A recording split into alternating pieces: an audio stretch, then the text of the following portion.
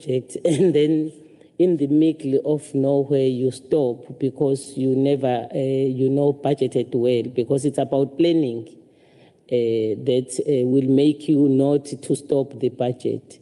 You can't start the project and then stop in the middle.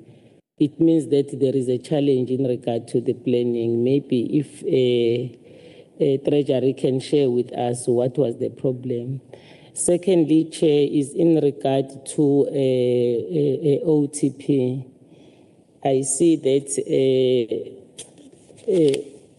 there is an indication of the shortfall of 75 million.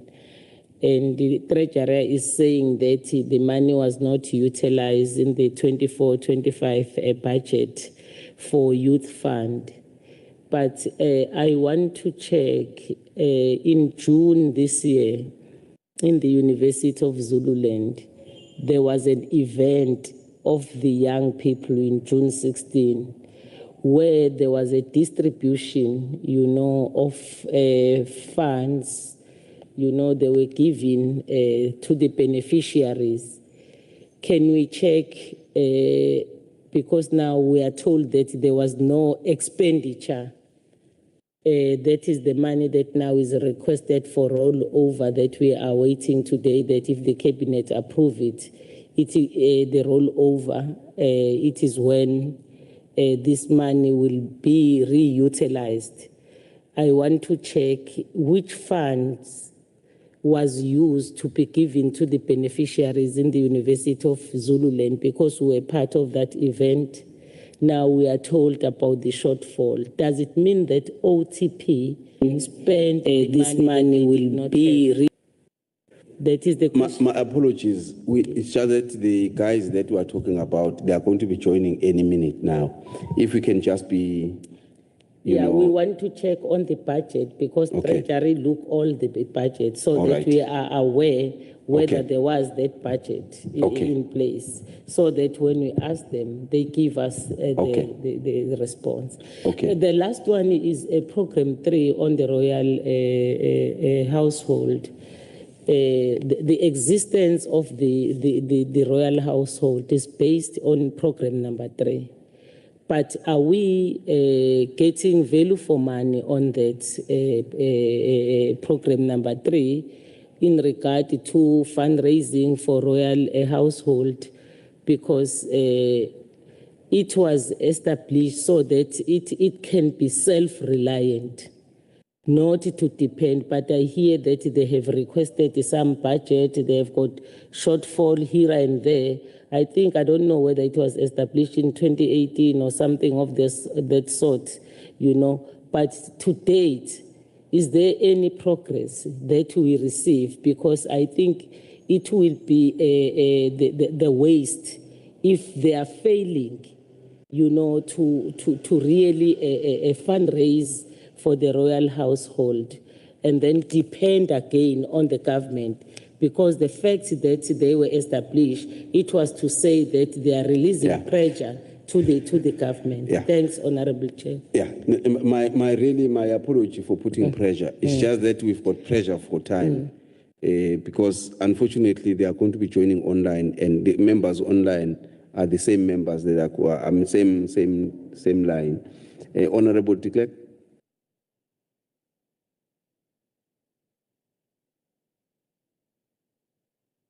Thank you, Chair. Just quickly, on page 6 of the department's Green Book, it's just on the issue of projected over-expenditure of 75 million. And then it states that, however, this projection is not credible as the rate of spending is low at 43. And then at the first bullet point, the department is projecting a balanced budget at year end. That sounds very contradictory to me. Where are we really? There is an over-expenditure. Is it going to be an under-expenditure? Is it going to be a balanced budget? And then just on the royal household, my question there is that you refer in matters of discussion to the issues of the beef farming and so on. I saw in the news that Treasury was at the King regarding this issue. Is it possible to say what was that, what impact it has on that bullet point? Thank you, Chair. Honorable Nai. Thank you, Chairperson, and good morning to all colleagues. I'm on page 188, Program 4, COGTA. The spend was 48.1% below the 50% benchmark. And I see the reason for this is because of the Amakosi Legacy Plan start date pushed to November. Can we say that this has actually been approved now? Because it's included in the projections. Perhaps just some feedback on that. Thanks, Chair. No, thank you so much. Tim? Chair, okay, I'll quickly go to the last question. I think COGTA must answer that question because we have not got any knowledge of whether it's been approved or not. And then going to Honourable Matlopa's questions. Honourable Matlopa, were you talking about the LA complex project when you were talking about the project that COGTA is not running with? So my limited knowledge about that is that in the adjustments, there's going to be money provided for the LA complex. And so watch the space. It's more than we expected. But yeah, so that's a good news thing, but I can't reveal, and that's for our MEC to reveal, so there will be some progress there. Honourable Matlopa and Honourable de Klerk asked about the 75 million. If I can just explain it like this. So when you have a rollover, in other words, you underspent in 24-25 by 75 million because you allocated money, you didn't disperse it, you're then obliged in the new year to show that as a pressure because it's not yet approved. So all departments who have rollovers will show it as a pressure until such time as the rollover is approved. So we're in that situation all the way through to now in November. As soon as the adjustments happen, if it's approved by Cabinet, then that pressure will disappear.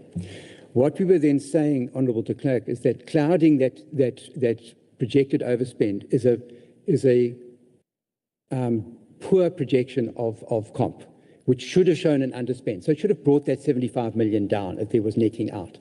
And that's just because they projected basically not a balanced budget, but there was a small projected underspend on COE. But knowing the vacancies and the fact that you only spent 44% of your COE budget at mid-year means you're going to have a saving. So we would want to see that in projections.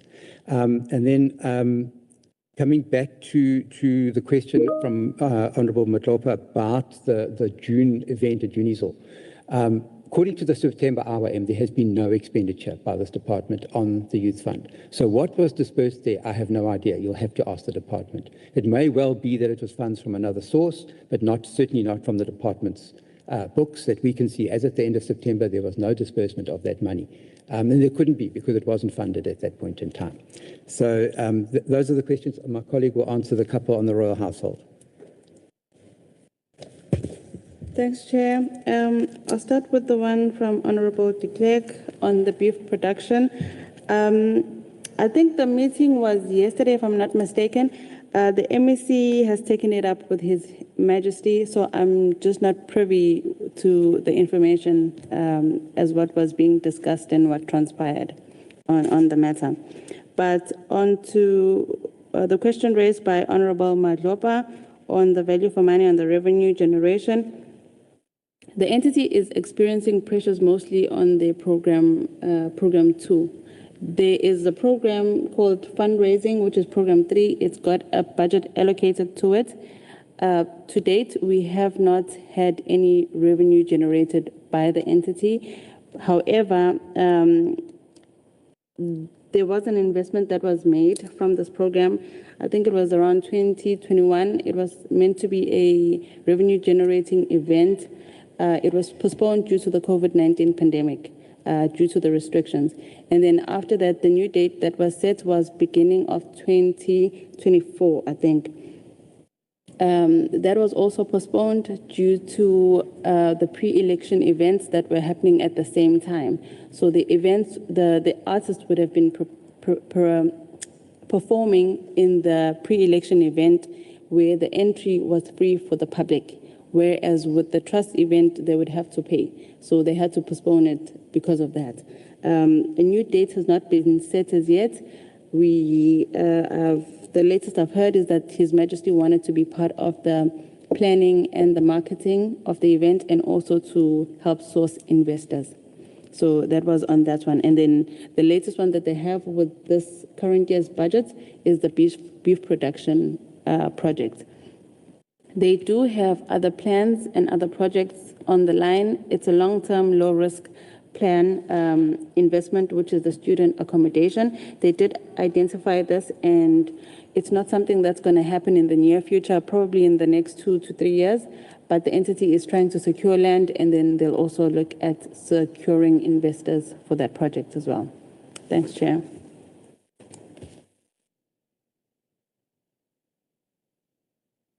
Thank you.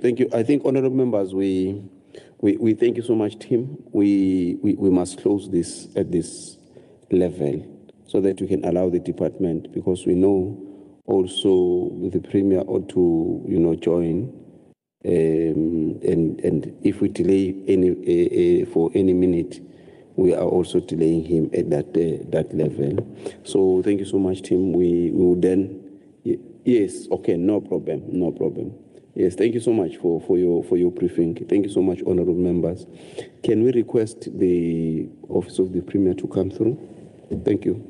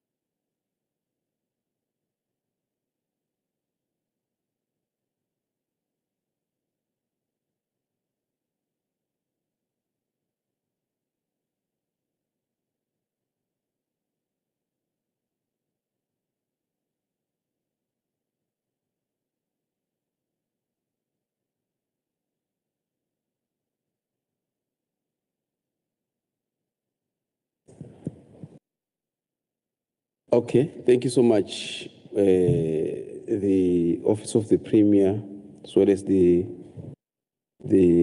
Zulu Royal Household Trust is here.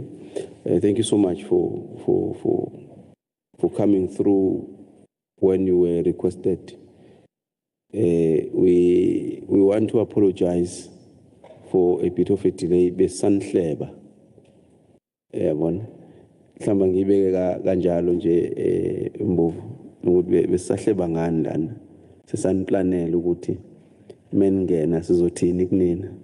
So siyaxolisa kakhulu nge-delay.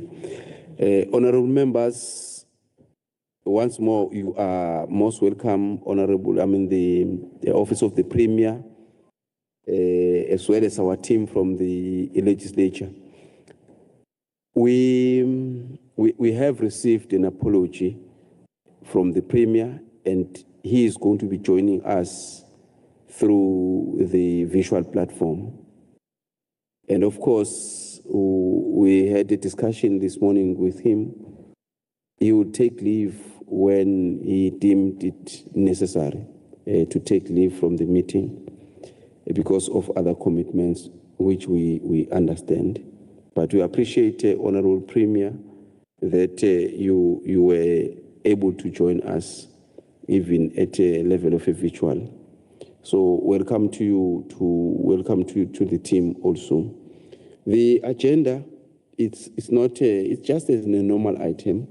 We will start with the apologies, and I think I've highlighted the formal apology that we received from the Honorable Premier, as well as the Premier also, took an initiative to make a call, which really we appreciate. And then we'll have the remarks from the Honorable Premier. We'll then take the presentation on the budget performance for the Office of the Premier. We'll have a discussion, finalize it, release if the Office of the Premier want to be released, but I believe that because the entity belongs to the Office of the Premier, they will not take leave. We'll then continue with the budget performance hearing for the Zulu Rural Household Trust, have a discussion, and then allow you to leave. We'll then remain as ourselves as the finance to deal with the issue of COGTA, and then we'll finalize our meeting. That's our agenda. It's not too long. We believe that we should be able to release each other at least lunchtime. So thank you so much. Honorable Premier, can I then give you a platform to make your remarks as you deem fit? Over to you, Honorable Premier. You are most welcome.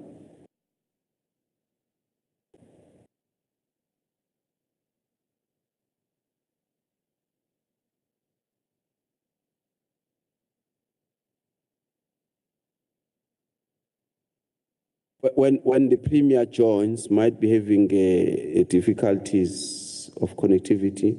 When he joins, we'll give him the space to make those remarks. But otherwise, we'll then go straight to the department, to the Office of the Premier. Mbovu, you'll then take us through the presentation, but of course, first, we'll request that we introduce each other. We might be knowing some of the members of your team, but not all. So I think that it will be proper, therefore, that we just do a brief presentation, if you can. Over to you, DG Acting. Thank you so very much, Chairperson. A very good morning to you and all the honorable members of the Finance Portfolio Committee. We appreciate this opportunity. Chairperson, with me, I have the members of the team. Firstly, the acting CFO, Mr. Stembiso Ntombela. Then the CFO of the trust is known to the members. Next to him is Mr. Sabelo Ntuli, who is the Chief Director in the Office of the Premier, responsible for youth, women, and people with disabilities. And next to him is Ms. Ragni Kavanda from the Internal Control. And next to him is Mr. Duze, who is the Chief Director for Monitoring and Evaluation. I can't see the other members. Oh, there's no one else. Oh, the other team is behind, sorry.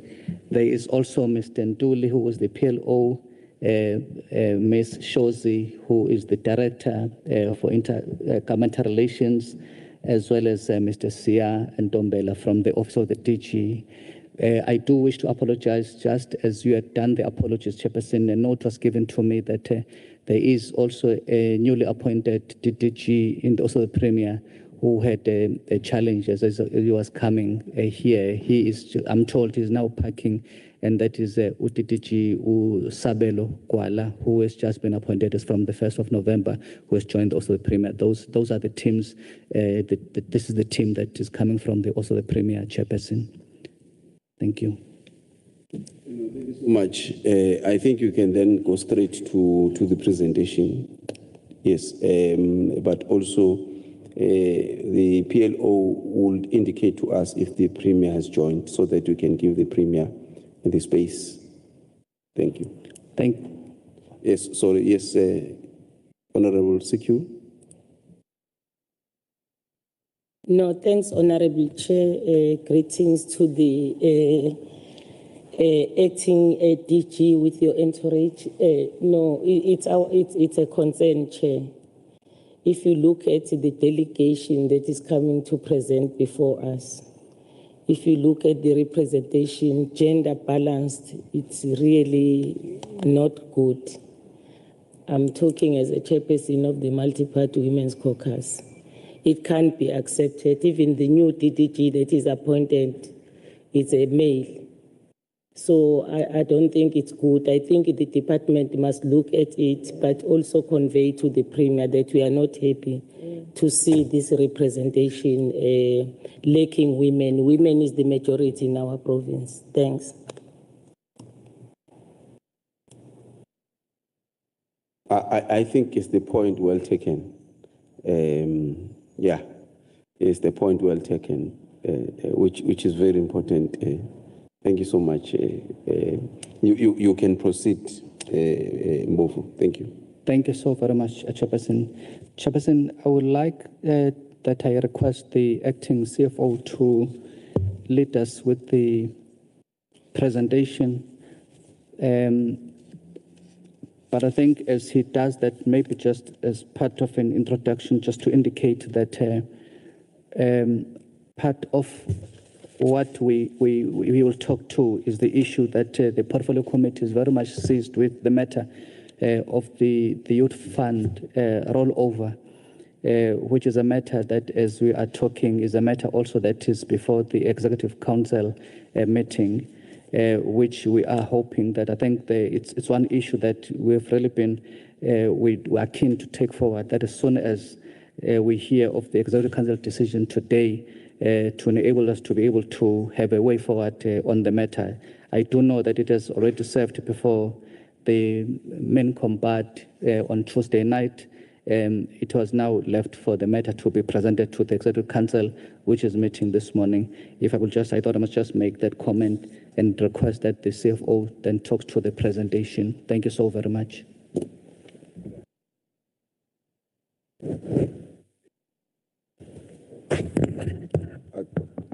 Greetings, Honorable Chair. Greetings to the Honorable Premier.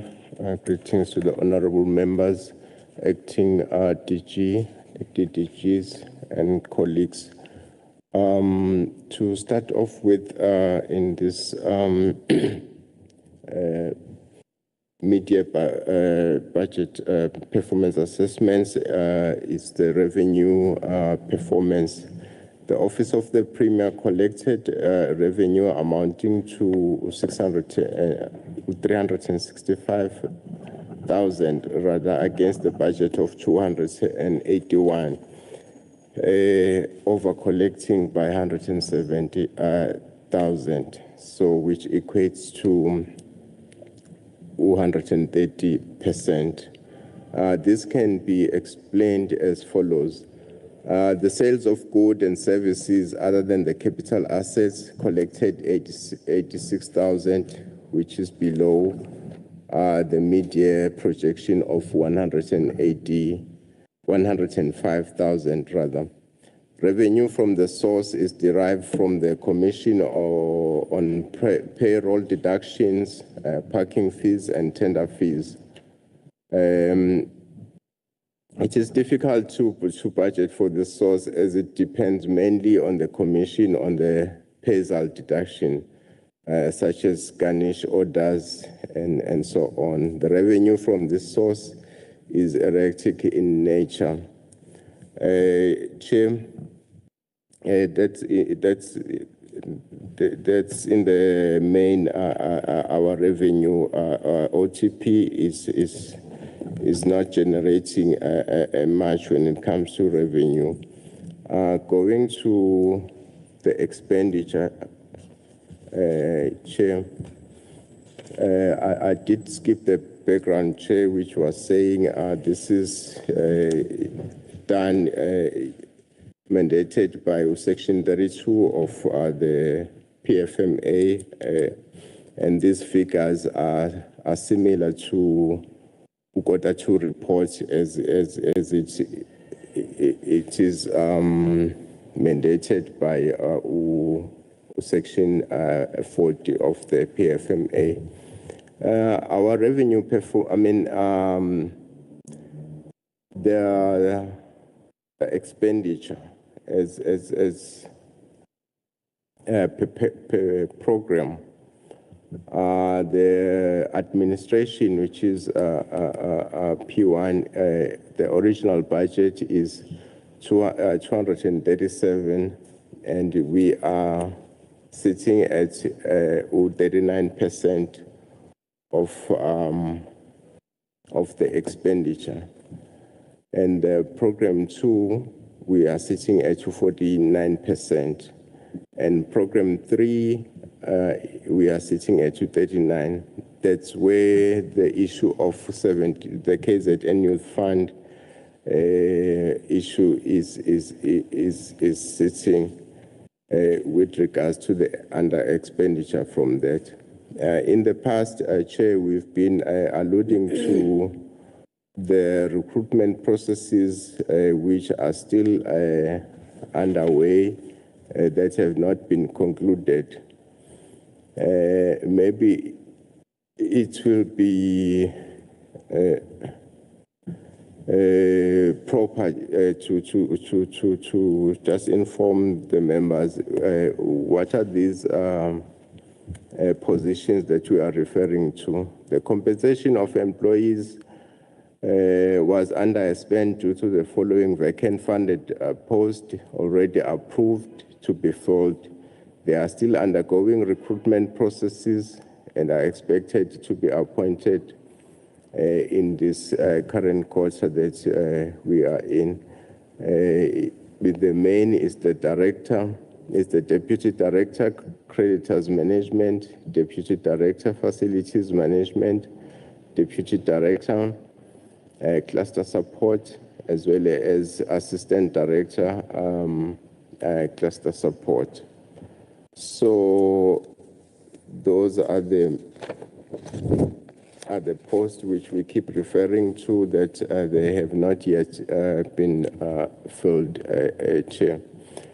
Under Program 2, we also have a similar situation where there is an under expenditure attributed to the same. And the vacant position, the Chair, is the Chief Director, Provincial Public Service Training Academy, Director, Curriculum Development and Quality Assurance, Director, Content Development and Media Management, Director, Governance Architecture, Director, Forensic Investigations, Director, NEV Center, Director, Information and Communication Technology, Director, Security Risk Management, as well as Assistant Director, Skills Planning. So in the main, Chair, these are the vacant positions which we keep on referring to, that they are still not concluded when it comes to the filling of posts which have resulted to the under expenditure. When it comes to, when we report in terms of the SCOA economic classification, I've touched on the compensation of employees, which we are sitting at 42% due to the reasons that I've alluded to. Goods and services, we are sitting at 40%. The budget was 334.7 million, and we've only spent 201.2%. Transfers and subsidies, we are at 74%. Chair, I will touch on those one. The transfers is 74%, with the expenditure amounting to 43.8 million. The 24 high expenditure trends is primarily due to the payment of leave gratuity as well as high intake of bursary beneficiaries. The projected shortfall is as mentioned earlier, is the KZN Youth Empowerment Fund, for which a rollover of funds approval is still awaited from Provincial Treasury. Chair, under households, we have spent 83%. I've touched on this, Chair, which relates to the leave gratuity as well as the medical aids bursaries.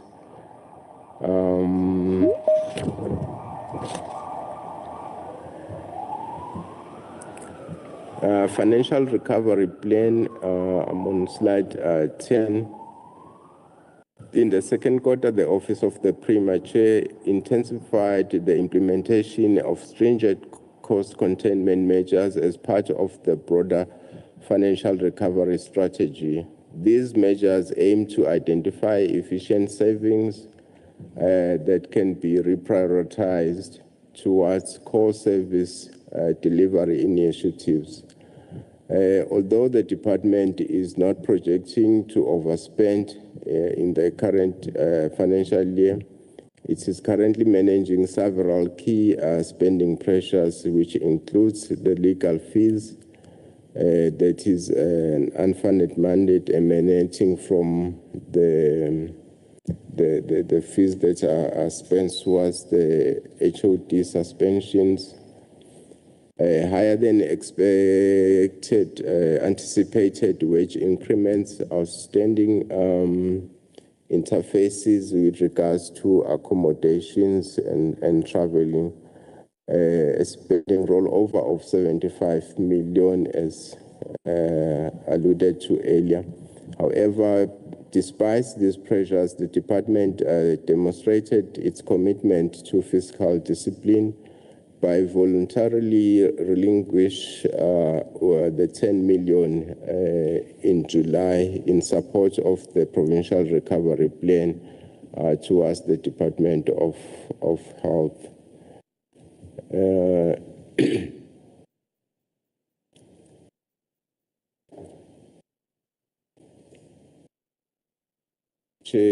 In the main, that's our mid-year performance assessment. I would like to end it there, Chair. Thank you.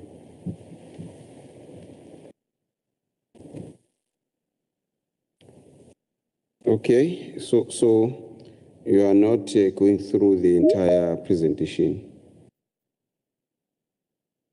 All right. Okay, of course. The portfolio would of course discuss that. Okay, so that's your presentation. Okay. All right, honorable members, let me start by acknowledging the presence of the chairperson for the portfolio committee of the Premier, the Honorable Fraser, who's my chairperson. I see he has joined. You are most welcome, Honorable Chairperson, as well as other members of the portfolio committee that have joined. We are most welcome.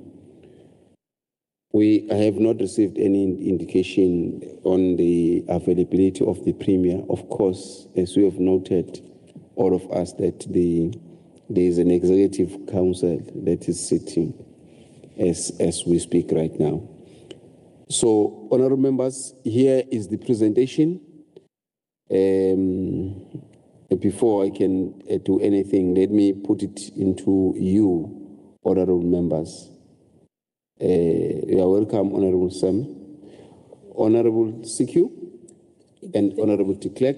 Any other honorable member who would want to have a bite on this would look also in the platform. When there are any hands, will then point out as such. Honorable CQ.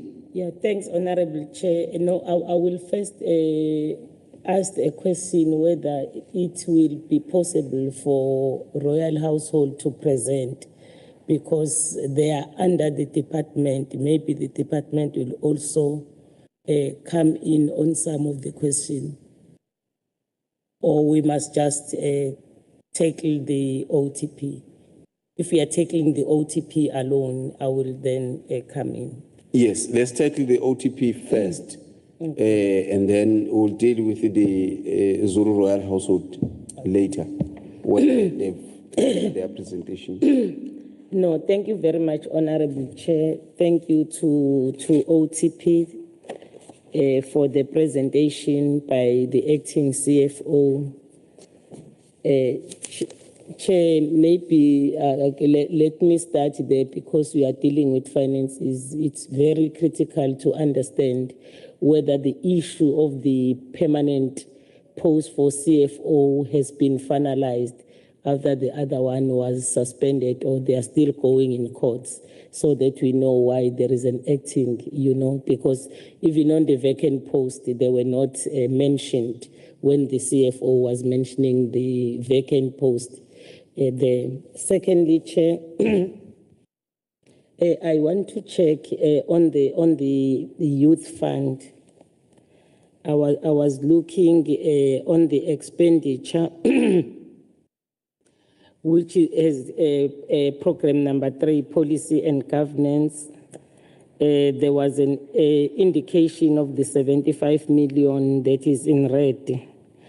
Due to the fact that 24-25 financial year, there was no expenditure on the youth fund. But the presentation indicates that they are waiting for the approval in regard to rollover. The first question, what will happen if this 75 million is not approved as a rollover? What is the plan of the department in regard to that, to cover that shortfall that they are indicating here? Secondly, I want to check, in June 2025, there was an event in the University of Zululand for the young people, which were invited by the Office of the Premier, and which we celebrated to see that there was beneficiaries who were packed in the hall, and they were distributed funds given to them to start their business or to support them. But what we want to check, there is an indication here when we see, they said when you look at the youth fund, it shows 0 expenditure. What we want to check, the event that was in the University of Zululand, where did the budget come from for that event if the youth fund amount was not touched to be spent? If maybe to really understand where those funds came from, if they did not use that fund, does it mean that the event that took place in the University of Zululand was unauthorized expenditure? And also check whether those beneficiaries has really been given those funds that were demonstrated during the event, whether they have got it. We are asking that because we're all celebrating, happy that these young people are going to start the business. Because if they have not received the money because it has not been rolled over, or I don't know which budget it came from, it will have a negative impact in the government of KwaZulu-Natal to say that we give empty promises to the young people and we give them without really having the budget, without approval of the rollover. We are saying that we are saving on finance. We did ask in our question, because we knew that there was no budget at the moment, where did that fund get from?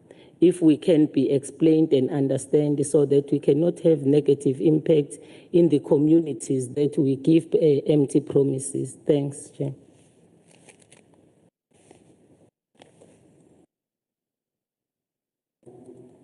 We'll appreciate the response. Yes.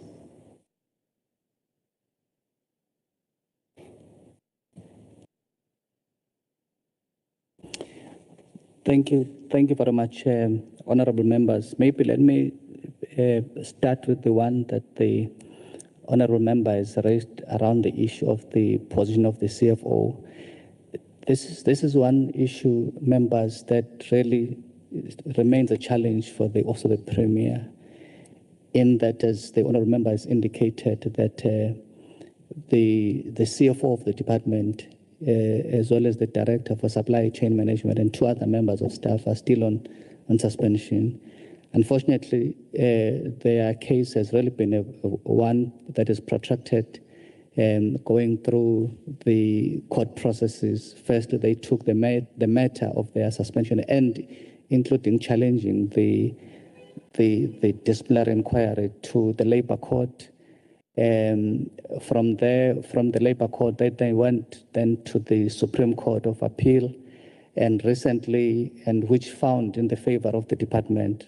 We then, from their lawyers, got that they are not taking the matter to the Constitutional Court, which really is a serious challenge for the department, in particular because you can't fill a post if the post is filled. It's not a vacant post, so you can't fill it. And unfortunately, we've tried even to seek legal opinion whether, there's anything we can do even to proceed, but we are really hamstrung in terms of until those processes. And that is why the department really has, kept changing the issue. So it's a very uncomfortable position for the department to be in. And this is why I want to remember that we can't list it as a vacant post for that reason. The other matter, maybe if I could request also the CFO to deal with the other matter, but maybe I can just indicate just as a start to say that indeed there was that activity that took place at the University of Zululand, and I think there was reason also, other than the issues of the rollover, for the Honourable Premier to launch an investigation, because at the time there were also allegations that were coming up around some of the possible irregularities, which necessitated that the matter also be looked into. So and therefore, for now, I can confirm, Honourable Member, that no funds have been spent at the moment in relation to the youth. And I'll ask that the CFO, perhaps the Chief Director, may also come in, Mr. Nduli, as well.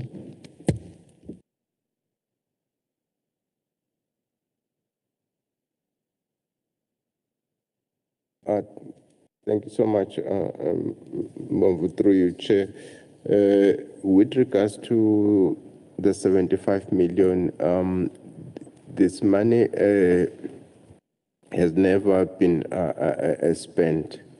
It has been disclosed in our financials as unspent, and we have surrendered the money back to Treasury until they approve the rollover, if that happens. So there hasn't been any expenditure with regards to the 75 million that we can confirm.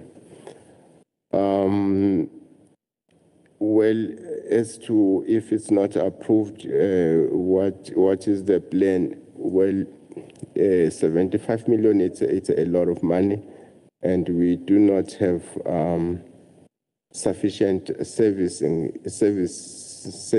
currently to say we can disperse this 75 million on our own. However, it will be that with the little that we have, we start staggering the disbursements with what we have, which can overlap to the following Yes, but we are not in a position of using our own funds to do these disbursements should the rollover not be approved, Chair. Thank you. The question was, if this amount has not been approved, which is the case, where did the money for the event come from? I think that was the question. You know, that you held an event, so where did the expenditure emanate from for that particular event? I think that was the question, yes. Honorable Secure. Yes, Honorable Chair, thank you. That was a question, yes. To say that because the event was held, we understand that, and the other question, Chair, was that where did the money, the budget came from, yes, to hold the event that was in the University of Zululand? Secondly, those beneficiaries that were demonstrated that they are getting funds, have they been given funds? And the shortfall that we are indicating here, if it is approved a rollover, is this an amount that is going to pay those beneficiaries, or the process will be starting afresh? Because really we don't understand the event. Even if you have responded that you have not paid the beneficiaries, this money is in the treasury, but there was an event there. It's not all the expenses that took place in that event. Where did the money came from? I'm not sure if the question is clear. Yeah. So the question was not about whether the money has been spent or not. It's clear that the disbursements have not been made to the beneficiaries. But the key question was in relation to the event itself. Yes.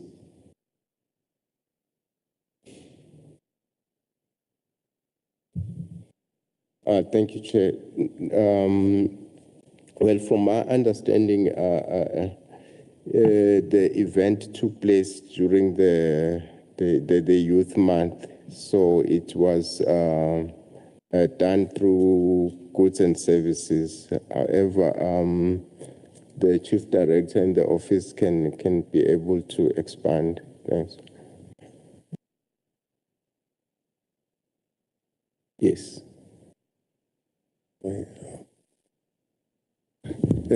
Greetings, Chair, and honorable members and colleagues. Chair, in terms of our operational plan, we commemorate Youth Day each and every year. Therefore, it was a Youth Day commemoration when this particular event took place. We combined it, so we're using the goods and services funds that are already there for Youth Day, Chair. Thank you very much. Yes. No, Chair. We understand that during the Youth Day, there is that one was an event specifically it was a launch for the beneficiaries to get those funds. After that, we had celebrated the Youth Day in Herikwala, which was a celebration. That one was specific for the event of the beneficiaries to get money. We need a clarity to say that in the same month, because that side, it was a celebration, the one that we attended, we also part, Chair. So maybe if we can get a clear understanding of those budgets, where did they came from? The other one came from goods and services to celebrate. I think is this side. This one was an event to hand over to the beneficiaries the money to support them in their businesses. Thanks, Chair. Emma Bovin. Thank you very much, Chairperson. Chairperson, if I may just come in, what normally happens every year is that with each of in the case of the Youth Month, there will normally be a calendar that the unit draws up with a series of activities that will be taking place to celebrate the month. So it does not necessarily become just one or two activities. There are many that Mr. Ntuli has not mentioned from the 1st of June until the end of June. Now, in respect of this particular year for 2025, there were a series of activities that were spread across, which activities are normally budgeted for from the budget of the youth. So that activity is one also that was also part of what was budgeted for during that time. So I'm just saying that it was just a celebration of the Youth Month across all which also came under the same budget for the Chief Directorate. So the event was held on the budgeted for under the office of and I think that's what I want to check. Yes, you want to make a follow-up? Yes, Chair. No, I wanted to check to say that we understand that as the acting DG is indicating that it may be celebrated all over. But what we want to check, was it part of the budget? And the calendar that we are indicating that there is a calendar for it. Was it part of the calendar? Because the difference between the other celebrations in the other area, when you have got an event, you have got a purpose of the event. The purpose of the event, as it was outlined in the University of Zululand, was to say that in the Youth Month, also we are here, we have got beneficiaries that we want to support as the government of KwaZulu-Natal.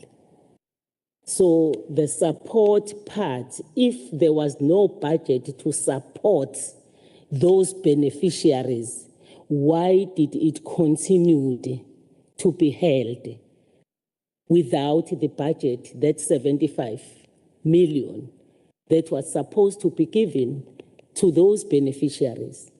Because even if it was part of the calendar, but if the budget to give to those beneficiaries was not yet approved, why was it held? Thanks, Chair. That is now a secondary question. I think the first question has been covered. So that's a secondary question that I think is then coming through, if there's an answer for it.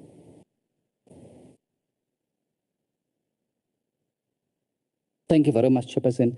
I think, Chair, on the issue where Mr. Ntuli will cover the part of the calendar part, but on the other part of the money, our understanding was that it's just a pity, Chairperson, that the process for the rollover is a process that did indeed take a bit long, because the anticipation at that time was that as soon as that process was finalized, then because the funds will have not have been spent without that process being brought to finality, and therefore I think it's something that indeed that did take a bit long.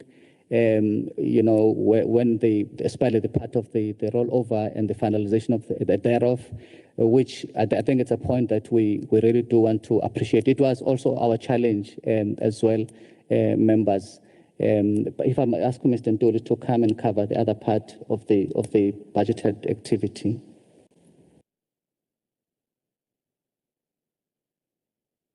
No, thank you very much, Chair. As part of the budgeted activities, as the Office of the Premier, we coordinate other departments, and we list all the activities for that particular month. The one the member was referring to of Herikwala, it was a legislature, the parliament that we also participated on. So we draw a list as the Office of the Premier. There are those that are being supported by the Office of the Premier.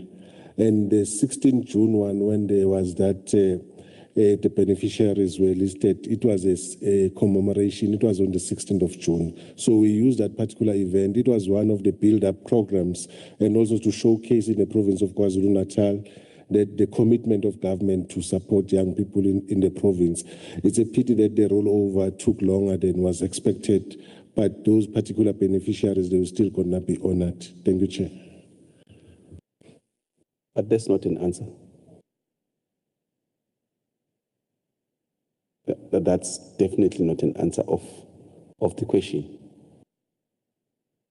Can you repeat the question, Honorable CQ? Chair, what one is saying is that the department knew that the process has delayed, because when it delayed, it was not in the absence of the department. They knew that the process has delayed. And department and the department also knew that the process of these funds were not yet, the process, as they're saying, they delayed, they had a problem on their side, verification and so on. It was done by the department. My question was to say, when the event was taken, why did the event took place, knowing that now there will be no a handover to the beneficiaries, that because they were demonstrated there. They were demonstrated, they were given this big thing that they are being given to say that this is the support. Yeah. The whole South Africa knows that those young people were given the monies to start their business. Yeah. So the question is, why did you continue knowing very well that you do not have money? Why did you because you knew that the money has not been approved.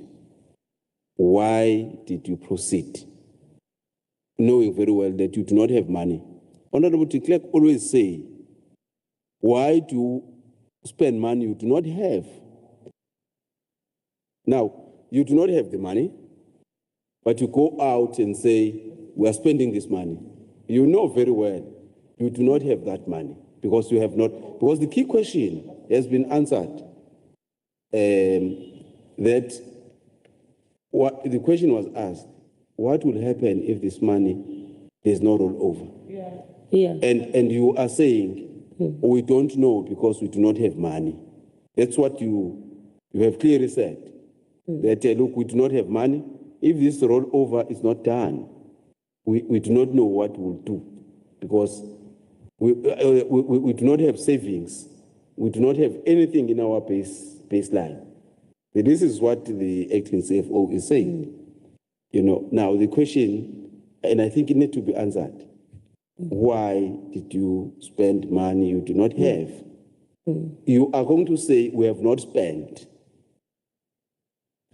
Well and good, you have not spent. But you have gone and made commitments on the money you do not have. So the question from Honorable CQ, why did you continue with the event, knowing very well that you do not have money that you have now promised? Why? Because now we are dealing with young people who here, they now have their hopes very high. Can we have the answer so that we want to continue to other honorable members? I note you. You want to add to the question? Okay.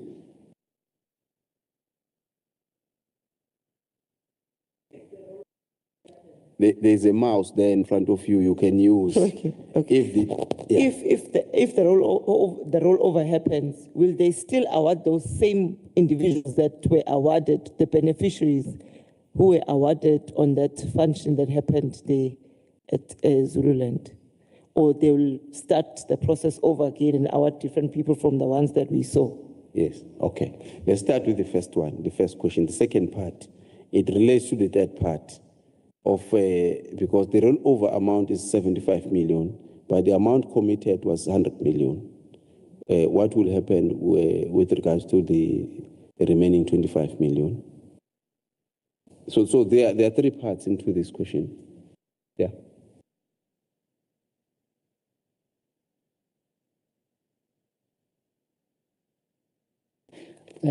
Thank you, Chair. I don't know if Mr. Ndudlu will want to come in before I come in, Chair. Uma ningena answer. You don't know. Don't force it. Because we do not want. This is the legislature. You don't come here and lie. Yeah. If you do not have an answer, it has happened before that people get asked and they don't know. We say it's fine. This will make as part of our resolutions that you will then respond in writing. We'll give you a time frame and all of that. So don't force it if the answer is not there. Yeah, maybe, Chairperson, may I request that we be allowed to do exactly that, Okay. so that at least the information that we provide is factual and is accurate. It's just a pity that during the time there were also other acting colleagues and as well as the CFO. So I think we will have to gather that information and provide the factual information. We'll appreciate that. Okay. Thank you. All right. No, thank you so much. Yeah. Yeah.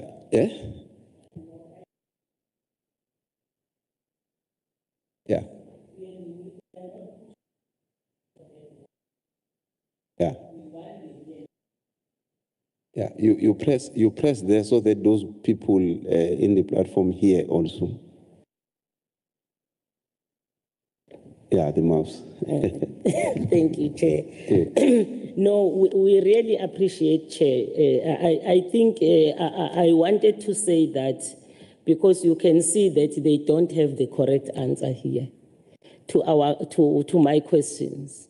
It is better that they go and do it in writing to this committee.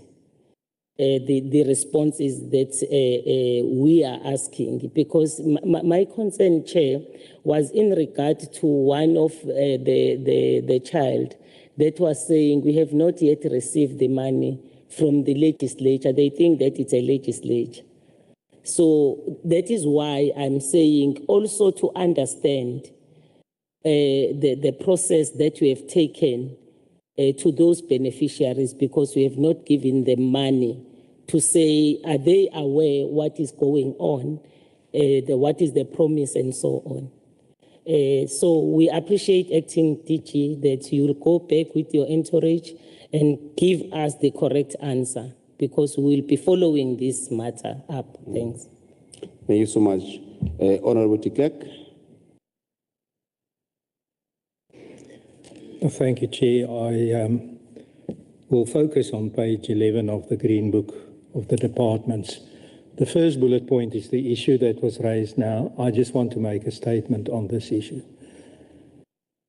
Department, will you agree with me that any program or event, the 75 million, that is for the youth fund. That must go to the beneficiaries. That funds cannot be used for events. That's my first point. Secondly, it sounds like you anticipated that there will be a rollover, and that's why the event took place. Now, you can take that risk, but in that risk is that if the rollover is not approved, that event would have been fruitless and wasteful expenditure. But if it is approved, then it's not, as long as the same beneficiary still is the beneficiaries. So what I'm saying is, it's good that you answer later, because then you can take into consideration what is the Cabinet's decision today regarding this issue. That will make it a problem or not. The only issue that will then stay as a problem is if there was commitments more than 75 million. Now, I don't know if that's factual or not, but then that might be a problem. If we then look at bullet point number 2, it's noted that the department is projecting minor underspending against compensation of employees at year end, but has underspent significantly against projections in midyear across all 3 programs. Now, if you go through Treasury's explanation, it's very worrisome that that there is such a low expenditure, under expenditure. And then Treasury goes further to say that the OTP will need to revisit the projections for compensation of employees as these appear to be overstated. Why is it overstated? Do you agree with Treasury that it is overstated or not? So there's two questions in this. Firstly, why the low spending on all programs, not just one, each and every one, 1, 2, and 3. And then secondly, why did you overstate the issue about the employees? Then the third bullet point is 2 agency funds, that's the NSF and PCTA, have residual funds from previous years, and the department is not projecting to spend these funds in 25-26, which requires an explanation.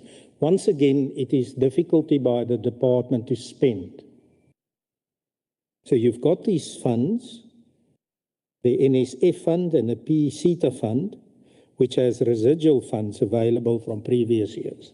But it seems you're not going to spend it. Why? Why is that so?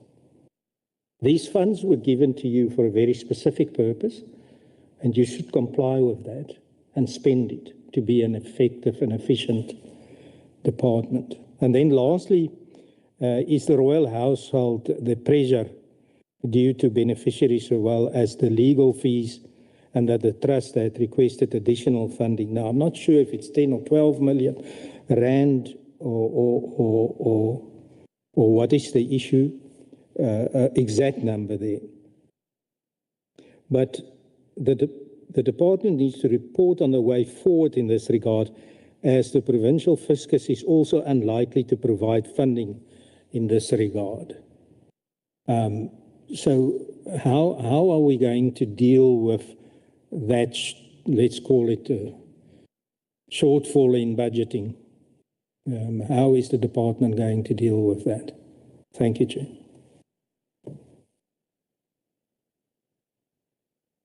Thank you. Emabovini.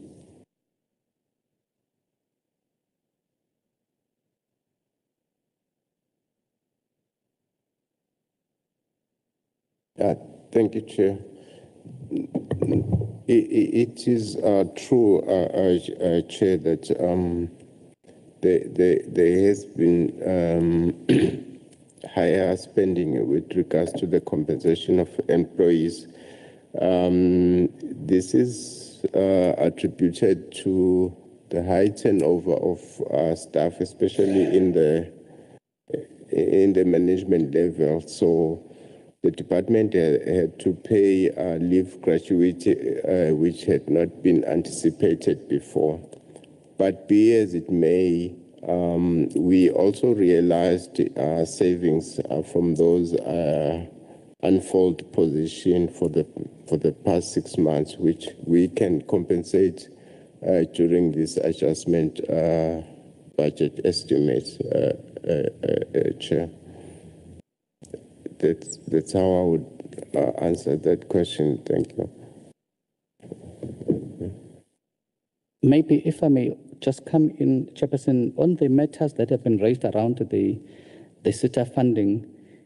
Indeed, this is the matter that it has been attended. We can commit that I think it was a matter of that when the appointment was made, because it was actually used for a graduate intern, and when that appointment was made on PESAL, there was an issue of the codes that were not correctly classified in the bus system, which then prevented the funds from being utilized. It's a matter that we have also written this in our response, that we should be able to spend in the third quarter of this year with regard to those. And with regard to the NSF funding, when we are indicating that this was a fund which had come from the Mersita project, which is related to the learners, to assist learners in the artisanal skills. And again, when the matter of payment was processed, the memorandum with the training provider had expired.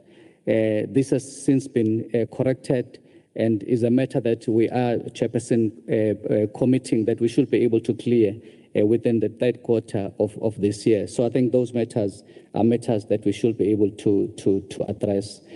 On the issue, Chair, of the compensation of employees, we do have a challenge, and I think what is also occasioned by it is the processes that have been introduced by the DPSA, which is really leading to the slow progress in terms of the filling of some of the high-level posts that do indeed have a high impact on the vacancy rate. And it's something that, and part of what is now required is that when the posts are filled, they have now to be taken through a job evaluation system.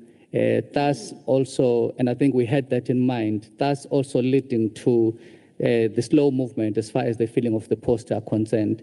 So for us, that part is a reality that we are contending with, but we are doing all that we can to be able to fast track the issue of the movement of posts. And one of the things that we've even, a strategy that we've come up with is what we call Operation Bow, around the filling of posts as well as around the job evaluation, so that we are able to deal with this anticipated under expenditure. Thank you very much, Chair. Thank you. Honourable de Klerk, any? Thanks, Chair. I understand the problem with BAS and so on with that you've explained. I think it was a 6th version that was implemented, and then the problem arose. I just want to commit a strong commitment that it will be spent, because if it's not spent, as you say, by the third quarter, we will have to take action. Because you've given us an explanation, and you've told us it is fixed. Is it fixed? And if it's fixed, it must be spent. There cannot be under expenditure in this, because that's the commitment you gave this committee. Secondly, just on the issue of the revisiting of the projections of compensation of employees, my question hasn't been totally answered, but it appears to be overstated according to Treasury. And Treasury says that you must revisit it. Are you committed to revisiting those projections? That's my question. Because that's what Treasury suggests to you. You do have the choice to say, I'm going to ignore it. I'm not going to revisit it. But if you do that, once again, if you call before us and that problem arises, the acting HOD, is it acting HOD, has to take that responsibility. Because the answer here was, we will revisit it. But it is not done. And then just once last again, that last one about the monies to the royal household. I didn't get an answer to that. Treasury suggests that you should respond to the way forward in this regard, as the provincial fiscus is not going, with all probability, will have funds for this legal cost, 10 million, 12 million. How is the department going to absorb that from its own budget? Thank you. Thank you very much. Chairperson, I think on the issue, yes, we'd like to make a commitment with regard to the funds in the respect of the NSF funds, as well as the PCTA funds. We do want to make that commitment that those will be cleared in before the end of the financial year in the third quarter. And I think we have also noted the issue of the projections, which I think it's a matter that we, per the advice, we will actually revisit those the projections, just to make sure that as Treasury has flagged the issue. I'd like the CFO to respond to the issue of the funds in respect of the Royal Household Trust.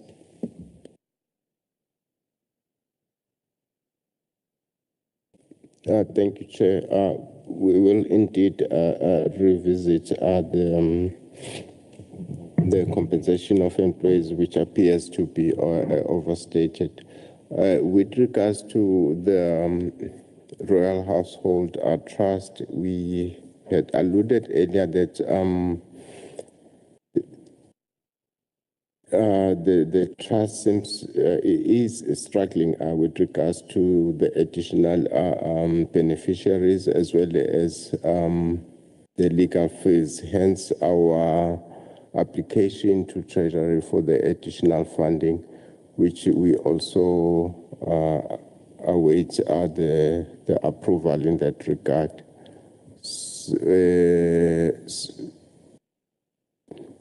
We have also made our own provisions over and above to what we've applied to Treasury. Thank you, Chair.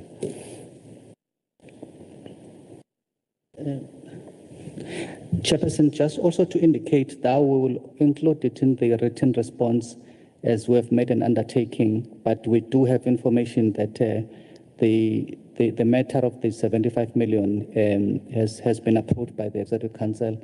So I think when we submit the responses we've undertaken, we will also include that part as well. Thank you. No, thank you so much for this. I don't see anyone from the platform wanted to comment. There's no one. My worry, you don't seem to be well prepared for this meeting. I'm worried about that. It doesn't seem that you are prepared for this interaction. We want to plead with you because I might not be as soft as I would have been today in the next meeting. And I'm pleading with you to come well prepared into this. You must know that we do our homework. When we come here, we have done our homework, and Provincial Treasury also assists us in the preparation for this interaction with yourselves. So please do your homework next time, so that you do not say to us we are a bit heavy. You know, we want to really work with you. But otherwise, thank you so much for this. We'll then go straight to the next presentation, which is Zulu Royal Household Trust.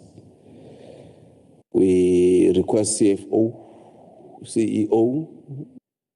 to present for us. Over to you.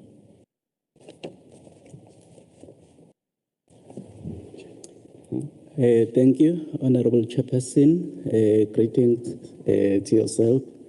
Greetings to the honorable members, the acting DG, and other colleagues that are present in this meeting.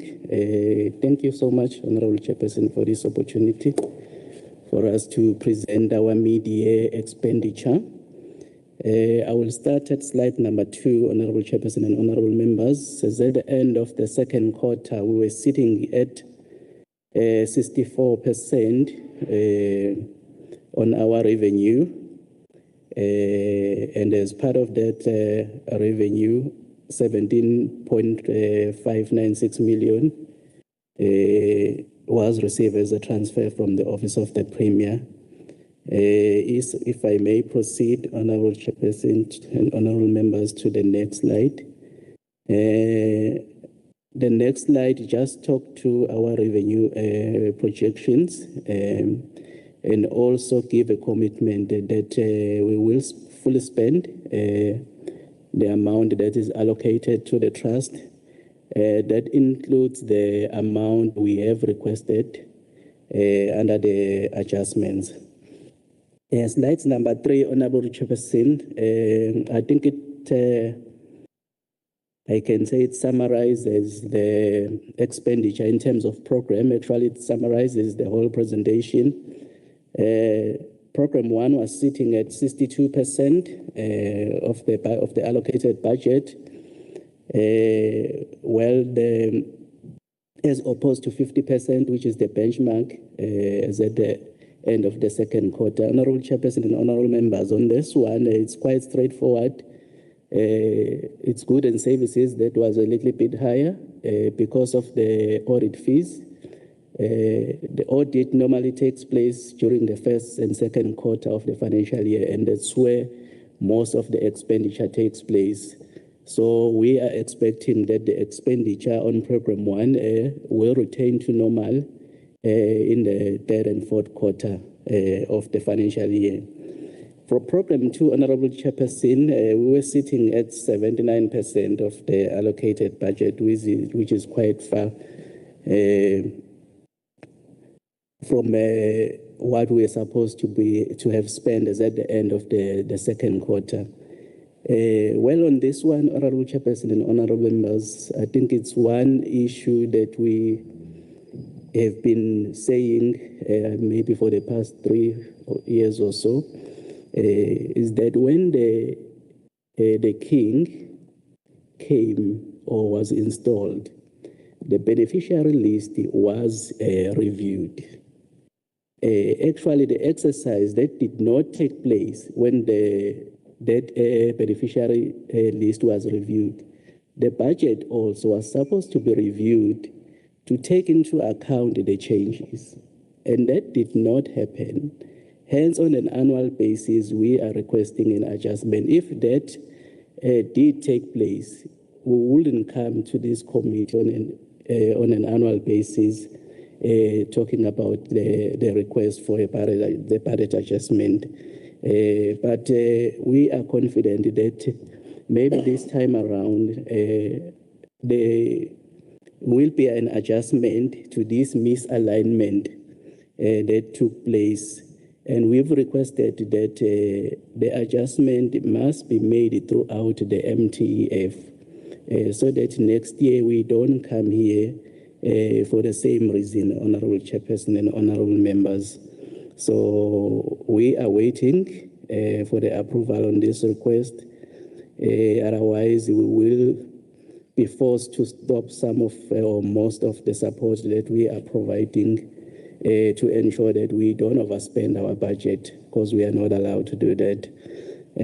On Program 3, Honorable Chairperson, there is no expenditure on it as at the end of the mid-year, which is September.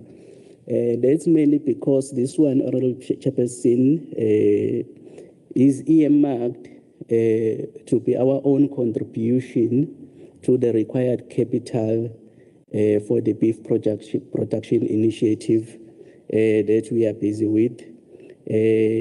Fortunately, on this one, Honorable Chairperson, we have presented even the business plan in our own portfolio committee, and they even made a resolution that they will be requiring a regular update on this project. So we will be providing progress on it. Even yesterday, there was a meeting with the king where some, or there were other even agricultural initiatives that were suggested that we'll need to take a look at. Also, we also found that there is a similar project that has already taken place and yielding result in the Eastern Cape under COGTA royal family. So we will be also visiting for a learning curve, because I can say, Honorable Chairperson and honorable members, this is one project that we all want to see succeed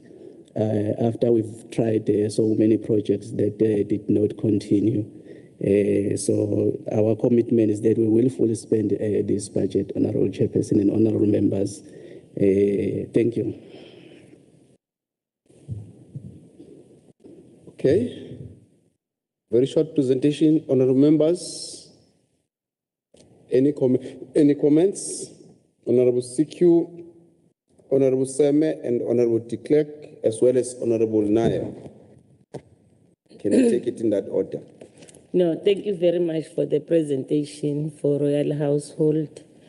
The challenge is that they are indicating that the beneficiaries were increased, but budget was not increased.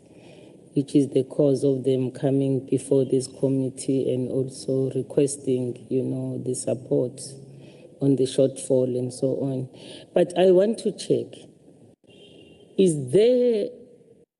can the royal household maybe share with us, is there any way that Program 3 of Royal Household will assist? Because that shortfall, if this program number 3 for fundraising and so on, which is the sole reason for the establishment of the Royal Household is working, I don't think also you would have been coming here and requesting, because there was a specific, a responsibility for that program 3 to really assist the royal household, with the expenses they have. But do you think, I know that we have tried several times, you tried with it was bad thing to think that it will work and it didn't work. But do you think, how many years now that we are in? I know that we are new. When I left there, you came, but the institution was there. Do you think you will be in a position to fundraise for the fulfillment of the reason of the establishment of this royal household? Because to me, if this program 3 is not working and will never work, there is no reason for this royal household. I will say that. I'm sorry, maybe I'm harsh. I don't see the reason, because that unit was in the OTP before. And then they say to allow this royal household to fundraise, they must form this, But now it's not working. I don't know whether it was 2018, because I also came late here, But I don't see any progress. Everything that is started, it doesn't finish. They start and then there is a problem. The whole year, the whole term, sixth administration that I was part of, I never seen anything. I remember sometimes the budget was given, they said we need a budget so that we try. The problem of the CFO, and also there was no CF. But now when the royal household employed, also again, I don't see any move. Can we be honest? So that when mangabe sithi sizokwazi ukulapha, sizolapha ngampela ngoba sazi ukuthi iproblem ila kuzokwenzakalani, because I don't think ukuthi lapha ebukhosini ngabe basenayo iproblem ngoba ugovernment wayengakwazi ukufundraise, and then that entity was formed so that it fundraise. Can we be really honestly say there is a brighter future in this regard of this program 3? Thanks, Chair. Okay, if we can take that. Thank you, Honorable Chairperson, and honorable members for the question. On this one, honorable members, we can say we see the light through the support we have received. We are really looking forward on this project to succeed. We have received a good support from the Department of Agriculture. There is someone who was allocated to work with us. As I said, we have completed even the business plan. We've presented it to our portfolio committee. So there is progress. Currently, we are setting up a meeting. We're trying to forge a partnership with Current Beef, who is the leading beef producer. We want to bring them on board. But also there are other options that we are looking, Honorable Chairperson and Honorable Members, even though it's an early stage for export. I think on this one, Chairperson and Honorable Members, I think there is a light that we might have something at last. So we will work hard that this project succeed. Thank you. Thank you, Honorable Chair. Yes. When can we anticipate that difference, that light? When we are in the 7th administration, maybe to estimate, to say by that we'll see, because we were always being promised to say that no, there is something coming. Because as members of the legislature, if we have to hold you accountable, there must be time frames to understand exactly, so that when we ask questions, we know exactly that this is what we discussed amongst ourselves. Thank you.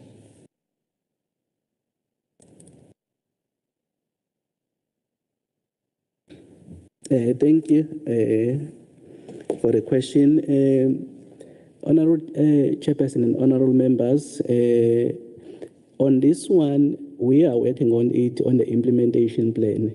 That will tell us exactly how is this project is going to be unfold.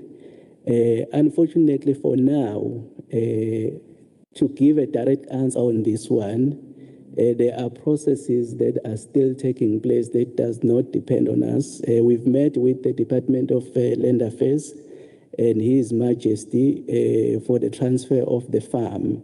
So we are waiting for that finalization that we are pushing that be finalized before the end of this year, I mean December, so that we can start working on the farm as early as next year. But also, Honorable Chairperson and honorable members, the farm requires a capital outlay of about 20 million. Our own contribution currently is only 3.6. So we are also still in the process of raising fund. We have even requested the provincial treasurer to assist on that, because at the end, Honorable Chairperson and honorable members, we are a public entity. We are not allowed to raise credit. So that's the fact. So we are looking at option, even on the triple P option. It came out yesterday, but we are confident that the provincial treasurer will assist us on this one to overcome this. So there are options that we will be using. As I indicated, Honorable Chairperson and honorable members, that we will be providing regular reports on the progress. I think we will share those reports also with the committee. Thank you. Honorable Same, you want to make another follow-up? To chair on the implementation plan, do you have an approved implementation plan now? Or it's something that you are still developing? Because these are the things that we need to understand where you are in regard to that. Because you said it will depend on the implementation plan, you can't be specific now. I agree with that. But we want to know whether that implementation plan is in place and has been approved for action. We have developed it. But we are waiting for the transfer of the farm so that we can put the timelines, because the transfer of the farm and the registration, it does not depend on us. So once that has been finalized, then we will put the fine line. We have structured our implementation plan, but now we are unable to put the correct timelines until the transfer of the farm is completed. Yes. Honorable Sam. Thank you so much, Chair. In fact, my questions were based on the beef production projects that he just answered. Luckily, security had given questions around that. I also wanted to find out, Chairperson, whether do they have investors or people who are willing to fund the project or not. And I guess I'll not get an answer to that. So I'll just go to my second question, which is being the 493 that is supposed to be approved as rolled over. Has it Has it been approved, or are we still waiting for it to be approved for as a rollover? Thank you.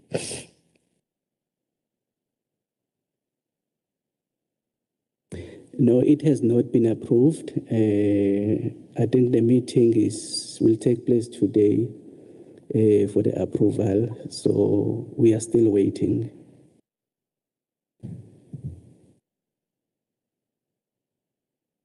Honorable de Klerk, I note that the Honorable Premier has joined, but I'll take Honorable Naya, Honorable de Klerk, Honorable Naya, and take responses and then give the Honorable Premier. Thank you, Chair. Chair, I hope mine is not repetitive, but the Trust's reason for existence in its current form is to be able to generate its own income, to actually supplement at least what taxpayers' money is given to the royal household. That was the reason a trust was formed. We have been asking for a plan forever. We come here today, and with respect, we get a vague and embarrassing answer. No indication of a plan, no indication of timelines, of what specific has happened until now. Nothing. Just promises that something will happen. That does not instill confidence at all. And it is unfortunately also compounded, and it's out of the consequences. Now the Royal Household is asking for another 10 or 12 million rand. That flies in the face of why the trust exists. Because the trust does not comply with its principles to generate money, it now has to ask more money, more taxpayers' money. So the mere fact that you're asking for 10 million rand on the budget is proof that you are failing.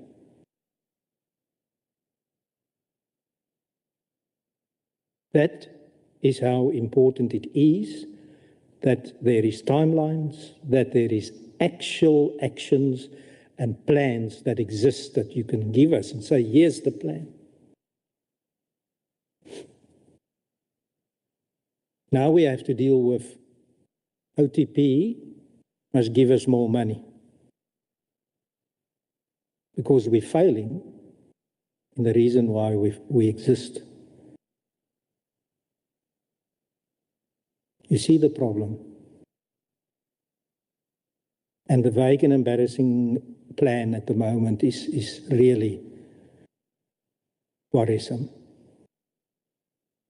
Thank you, Chair. Thank you so much, Honorable de Klerk. Can you just hold the answers into the interaction from Honorable de Klerk? Just note them. I would like to give the Honorable Premier a chance, of course, with the understanding that we had a discussion earlier with him, and now he's available. I would like to give him the space. Honorable Premier, thank you so much for joining us. We understand, as we had a discussion earlier with yourself, we apologize on your behalf in the Portfolio Committee, but would like to give you an opportunity to make your remarks. Thank you so much. Thank you very much, Honorable Chair of the Portfolio and members of the Portfolio and the administration present. I must really apologize that when the meeting started, I thought I would be available by that time, hence we had a special cabinet meeting on a pressing matter, which I thought was going to be concluded earlier than the starting time of the portfolio meeting. And subsequent to that, I had to start a meeting I chair on the Council Against Crime. And I realized that even for the meeting, I was quite a bit late. Hence, I've decided that I request that they allow me to honor the meeting or the invitation, because we had a discussion that though I apologized for availability, but I really wanted to give the gesture that I respect the committee. Hence, I wanted to be part of a committee sitting. I know that this is a very important meeting which seeks to do the oversight in order to help us as government to improve in what we are doing. And I always commend the role that is played of oversight, which has enabled the performance of our department, in particular the Office of the Premier, to retain a clean audit, but with evidence of service delivery and the compliance being enhanced. And I'm quite also inspired that this sitting will also help us, in fact, to do introspection in what is being done by government and improve in what we are doing on time and ensure that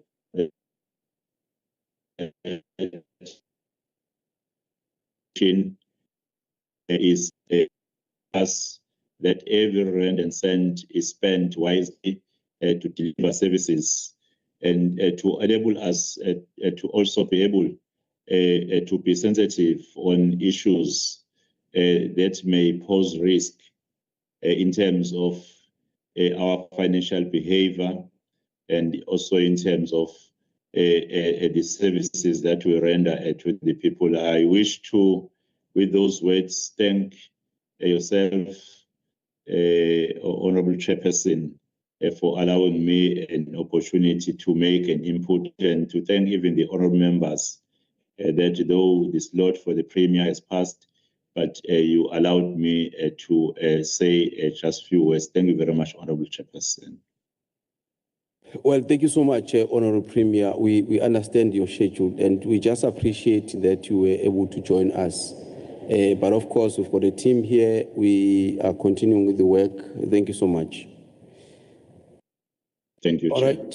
Thank you. CEO, CFO. Thank you, Honorable Chairperson and honorable members. Honorable Chairperson and honorable members, we note the concerns of the honorable members due to the fact that this has been an outcry for quite long. But as I mentioned, that there has been a progress on this project. We've done the study, the assessment, we've developed a business plan. The project has potential. There are people who are assisting us with this project who have an expertise in this industry. We can commit, honorable members, that we want to see this project work as the first project that will generate own revenue for the Zulu Royal House Trust, as well as the Zulu Royal family. So that's the commitment we can make. We will come in the next meeting with a clear project plan, because definitely the issue that is hindering us now, which is the transfer of the farm, will be completed. We are working closely with Land Affairs and the Office of His Majesty to ensure that this process takes place as soon as it can, so that we can proceed with our plan. We will provide the timelines and everything. As I said, I do now have people with expertise in this field. They will assist us in all way to make this project happen. Thank you, Honorable Chairperson and honorable members.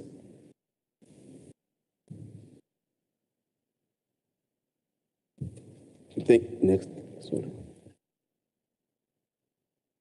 So much. We'll give it to Honorable de Klerk if there are any follow-ups. Otherwise, okay, we'll give it to Honorable Nai. Honorable Nai. Thank you so much, Chairperson, and good morning to everyone. listening to colleagues, I am quite largely covered, but one or two concerns and comments. Given the financial health of the trust, I think that it must be mentioned that as much as the beef production project sounds very promising, and we are hopeful that it is a major success, I think that timing is of essence. Timing is very important. And whilst this project is getting off the ground, and we all know with any new project there are teething problems and so on, it's important that the trust maintains financial discipline and caution, in regards to spending and so on. My concern is, the request for the increase in budget of 10 million rand. That has not been approved according to the reports. What is the plan should this 10 million rand not be approved for the trust? What is the financial plan to deal with this situation? And then also, I was looking at the 8 palaces that are being refurbished, but obviously not to a full extent because of the budgetary constraints. And also the 2 additional palaces are being refurbished or brought up to scratch. Just want to understand this. Given the budgetary constraints, the poor financial health of the trust, 10 million rand that has not been approved as yet to deal with the shortfalls, and a project in the pipeline that, although promising, there's no definite timelines. What is happening with taking on 2 additional palaces?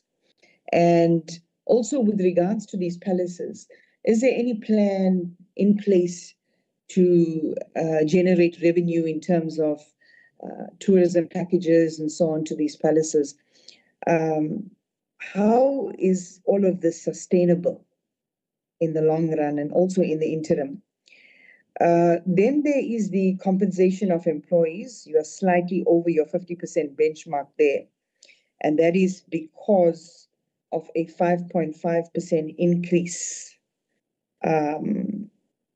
Just want to find out does a decision like that come about, a 5.5% increase, when the trust is in such poor financial health? And then there's also the issue of the CEO's position. Perhaps give us an update on that position, because as it stands, you really do not have the funds to take on a CEO. So perhaps shed some light to the committee in this regard. And of course, I do appreciate the promise to provide timelines to the committee, because we really need to watch those timelines closely in terms of the beef production project. Thank you, Chair. You Honourable Naya. Sifu. Thank you, Honourable Chairperson, honourable members. With regards to the shortfall, Honourable Chairperson, I think of that 10 million, it's the 4.2 million that relates to the additional beneficiaries. So the 5.8 was requested to cater for legal fees. So in the event that maybe Provincial Treasurer does not approve the requested amount, I think as Acting CFO indicated, that we will be working with them and see if there are any savings on their part, just to address the beneficiary part. But also, as I mentioned, that we will be forced to stop some of the services that we will provide, because we cannot spend the budget we don't have or overspend the budget, Chairperson. So that's the only options we have. With regards to the additional policies, well, Honourable Chairperson, honourable members, on this one, these are His Majesty's policies. He is building them. So we can only provide the support that is within our financial constraints. If there is no money that we can assist in these policies, we will simply not spend any money because we will not have that money to spend on those policies. But maybe just for an addition on this one, Honorable Chairperson, I have requested through the Office of the DG Public Works to do a condition assessment in all policies, including the new ones, so that they can come up with a report that will inform our budgeting when it comes to policies. But we also intend to use that report maybe to source even donor funding outside as a once-off, maybe to refurbish these policies, because what is allocated in our budget is mainly for maintenance of the policies. With regards to salaries, the 5.5, our salary increase, Honorable Chairperson and honorable members, are aligned with the public sector increase. So that's where the 5.5 came in. But when we do the budget through the advice from the provincial treasury, we use 4.5, normally the inflationary adjustment. So that's how the minor increase came in, but that can be covered under goods and services. Definitely there are savings that we can identify under program 1 that can cover this shortfall, because it's not going to be much. On the post of the CEO, Honorable Chairperson and honorable members, currently there is no post of the CEO. Because when the Act was reviewed, it abolished the post of the CEO to allow reprioritization of the budget towards the servicing of the Zulu royal family. That's how the post of the CEO was abolished, but there has been an outcry that these two posts should be separated. So the review of the Act is currently taking place with the state law advisor to separate these positions. Unfortunately, currently, Honorable Chairperson and honorable members, I can not comment on how the budget for the CEO will come, where it will come from, because that's the main reason it was abolished. But I think it will be discussed through the step of reviewing the Act on how it will be incorporated. Thank you, Honorable Chairperson and honorable members. Thank you so much. Any follow-up, Honorable Na? No, thank you, Chairperson. I'm covered. No, thank you so much for that. Of course, some of the issues that I think would want to be finished with as part of our resolution, it could be, as you have mentioned, the issue of beneficiaries, the additions that were made, and all of that. I think the legislature will be keen to have a look at all of that, so that because sometimes these things, if you have not seen them, you cannot be sure if they are there or they are correct and everything else. I think that will assist us. Honorable Siku? Yes, Chair, maybe as a way forward, Chair, my hand was up for that, to say over and above the list of the beneficiaries indicating the amendment, also if we can get the plan for this program 3 that they are saying they are having. If we can look at it, where is it going? Because at the moment it's not final, so that we can see for ourselves, Chair. Thanks. Yes, but in addition to that, we would want to visit this project at these early stages, so that we can see.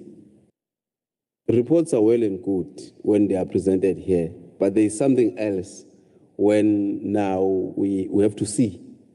So I believe sometime next year, we will take time as the portfolio committee to, you see now we are visiting projects.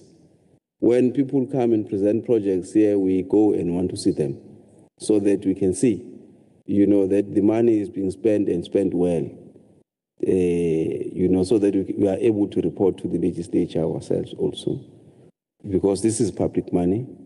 So when you are giving us reports, you must know that will come, into those projects. Otherwise, I think I don't see or get any indication from any honorable members. I think we'll then hold it at this, close the meeting for you, not for us, because we're still going to have COGTA coming before us again. We want to appreciate the time that you have taken, and also further request that as you appear in the next session, please do come prepared. We might not be as soft as we would have been now in this meeting when we come into the next meeting. Thank you so much, Honorable Mbovu. We hope when you come again, it will not be a new acting DG. We for the challenge of this acting, and this acting. Consistency assist. But of course, we're not saying that post must not be filled. But that consistency for us, it assists because, it's very important that on the issues that we've raised here, when you appear, at least you know what are those issues. But otherwise, thank you so much for coming through. We appreciate it. The meeting is duly closed. You are dismissed. Thank you. Thanks.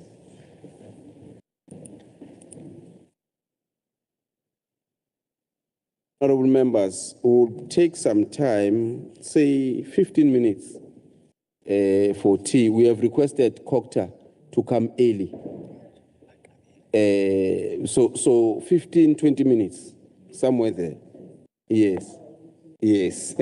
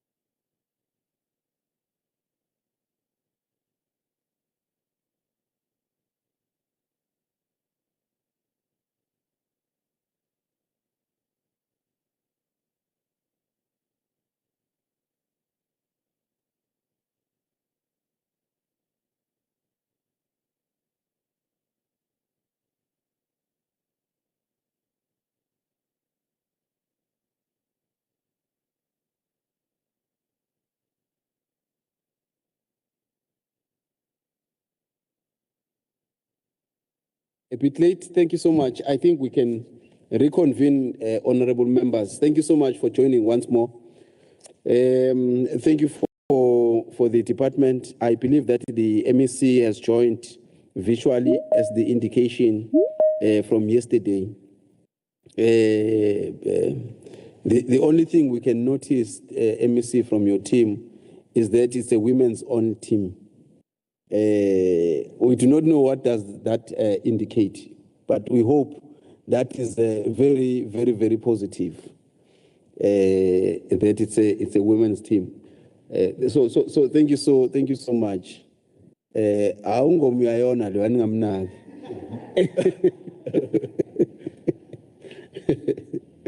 Yeah, no, thank you so much. Welcome, HOD, acting, of course, with the entire team.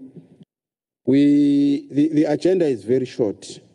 We are going to take your presentation, have discussion, and then close the meeting. It's just that short, and we believe that you came prepared for this interaction, so that we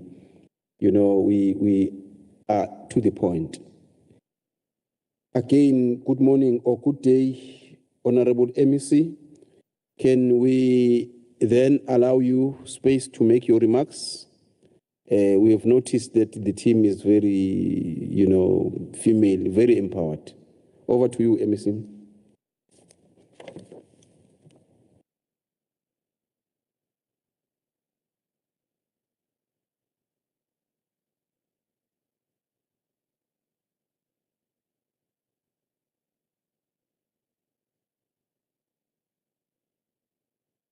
We can see the MEC is here with us. I'm not sure if you can hear us. You are muted, MEC, if you can unmute so that we can hear you, because we can see you are in the platform.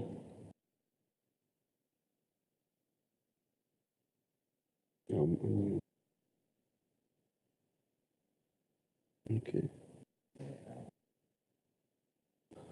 All right. If we are unable to hear the MEC, I'm sure the PLO can just indicate that we are trying to give the MEC the space. If he can unmute and then continue with the remarks.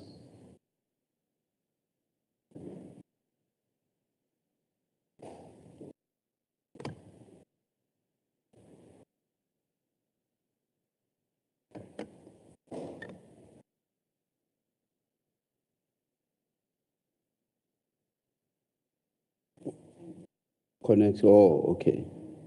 Oh, okay. Okay, honorable members, just a reconnection that is going to happen. Just 1 minute.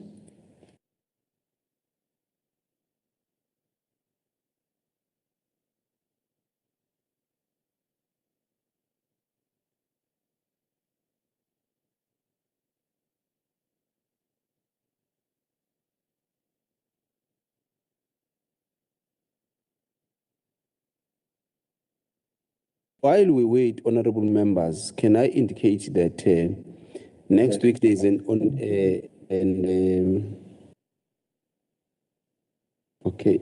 next week we've got a sitting of this portfolio committee. We know that there is NCOP week. We have communicated with the legislature, and there is a clear commitment that all of the members of the Finance Portfolio Committee are going to be allowed to remain and not to join the NCOP. There is communication that had earlier been issued that has now been corrected, that all of us were expected to be here and not to join the NCOP program, as it has now been corrected. I hope the communication will come through as much. But otherwise, thank you so much, Honorable MEC. We can see you now. You can proceed. Good morning, good day to you, and you have the platform.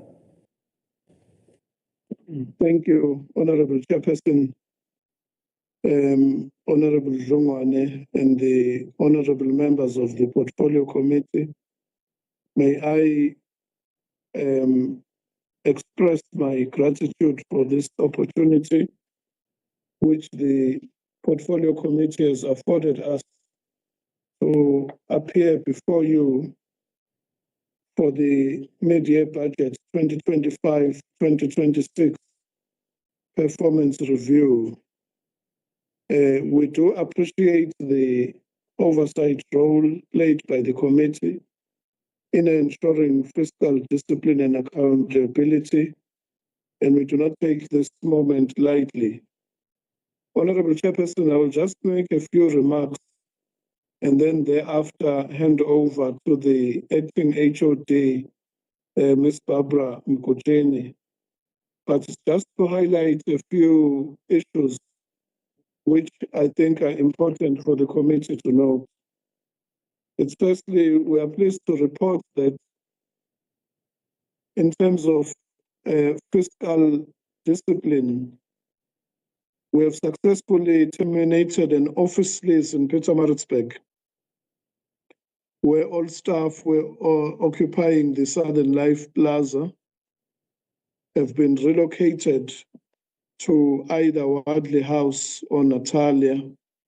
And this initiative has yielded savings of 24 million rand per annum, which will be reprioritized towards urgent priorities in line with the department's mandate.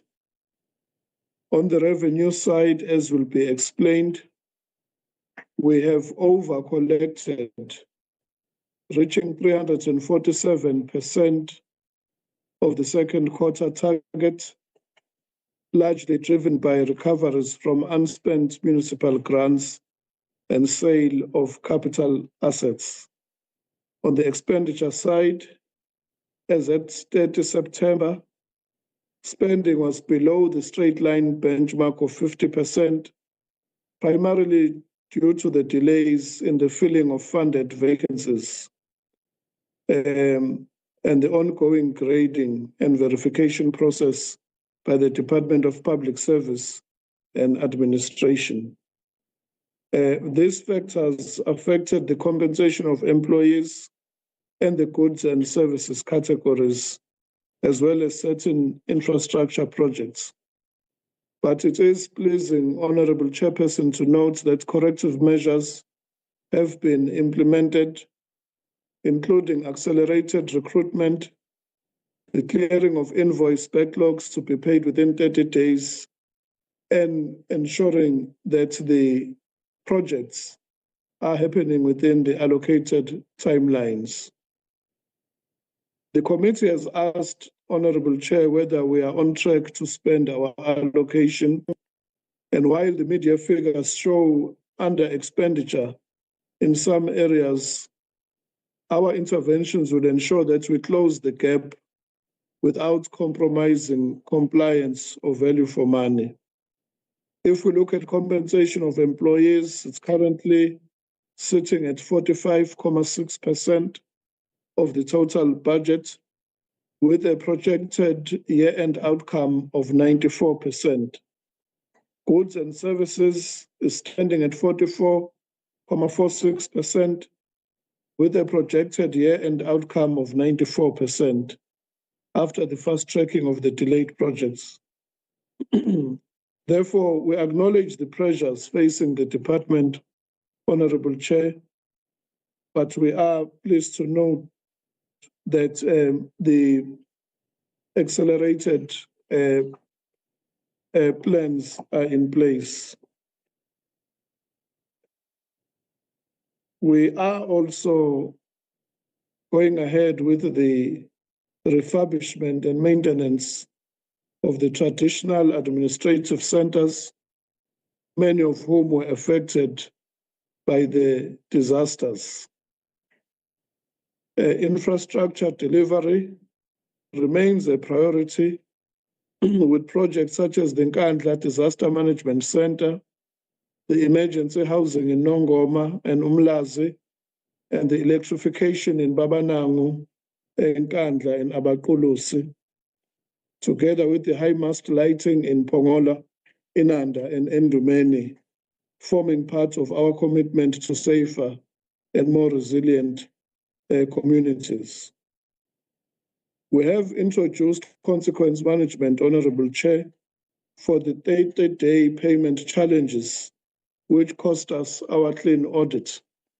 And in that regard, consequence management has been implemented, including the suspension of the director responsible for payments while they're awaiting the disciplinary hearing. This sends a strong message that accountability is not negotiable. Unauthorized, irregular, fruitless, and wasteful expenditure that amounts to 1.5 million arising from payment of goods not received and invoicing for events that did not take place in the 2024-2025 financial year, or rather in the 2023-2024 financial year. Investigations are underway to recover funds and to hold those accountable. In conclusion, Honorable Chairperson, we value your guidance and your partnership in driving accountability and service delivery. We are strengthening controls to ensure credible financial management. And with your permission, I would request the acting head of department, Ms. Barbara Mkujeni, and the chief financial officer, who is acting, Ms. Noktula Shongwe, to present the detailed financial performance, program analysis, and the year-end projections. Thank you very much, Chairperson.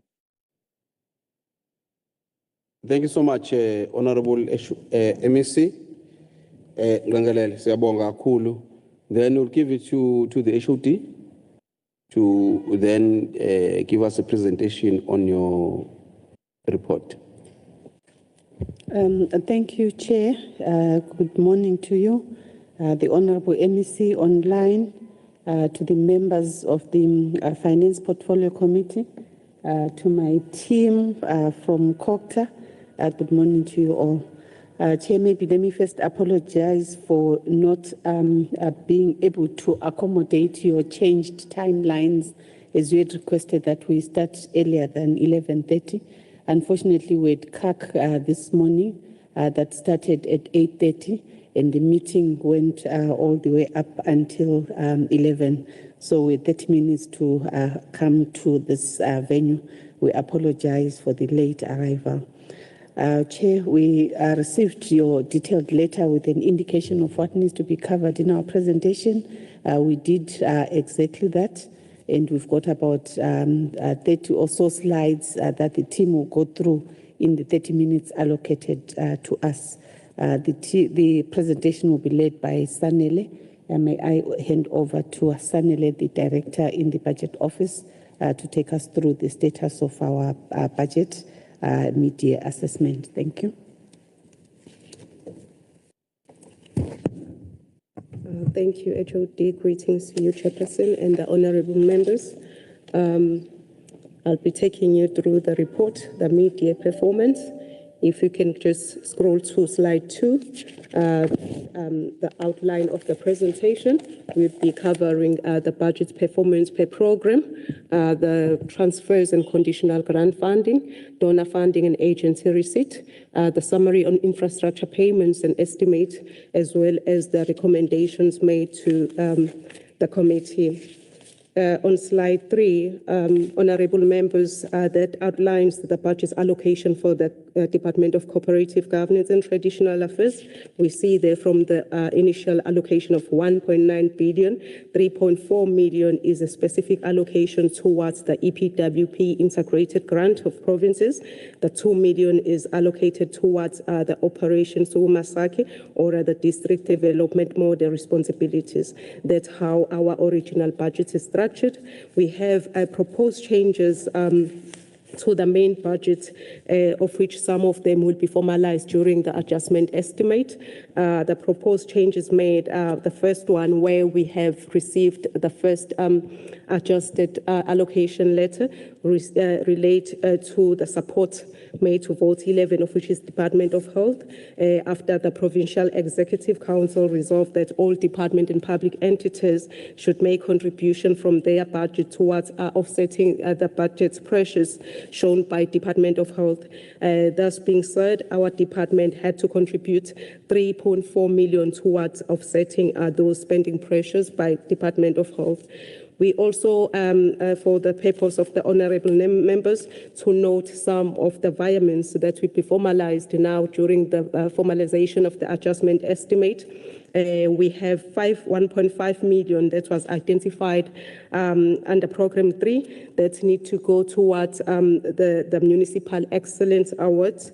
We also have the provisional approvals, the transfer of 3.1 million that need to go to Umsunduzi municipality to address the issues relating to Uvulindlela electricity supply. On slide 4, we also have other provisional approval by Provincial Treasury.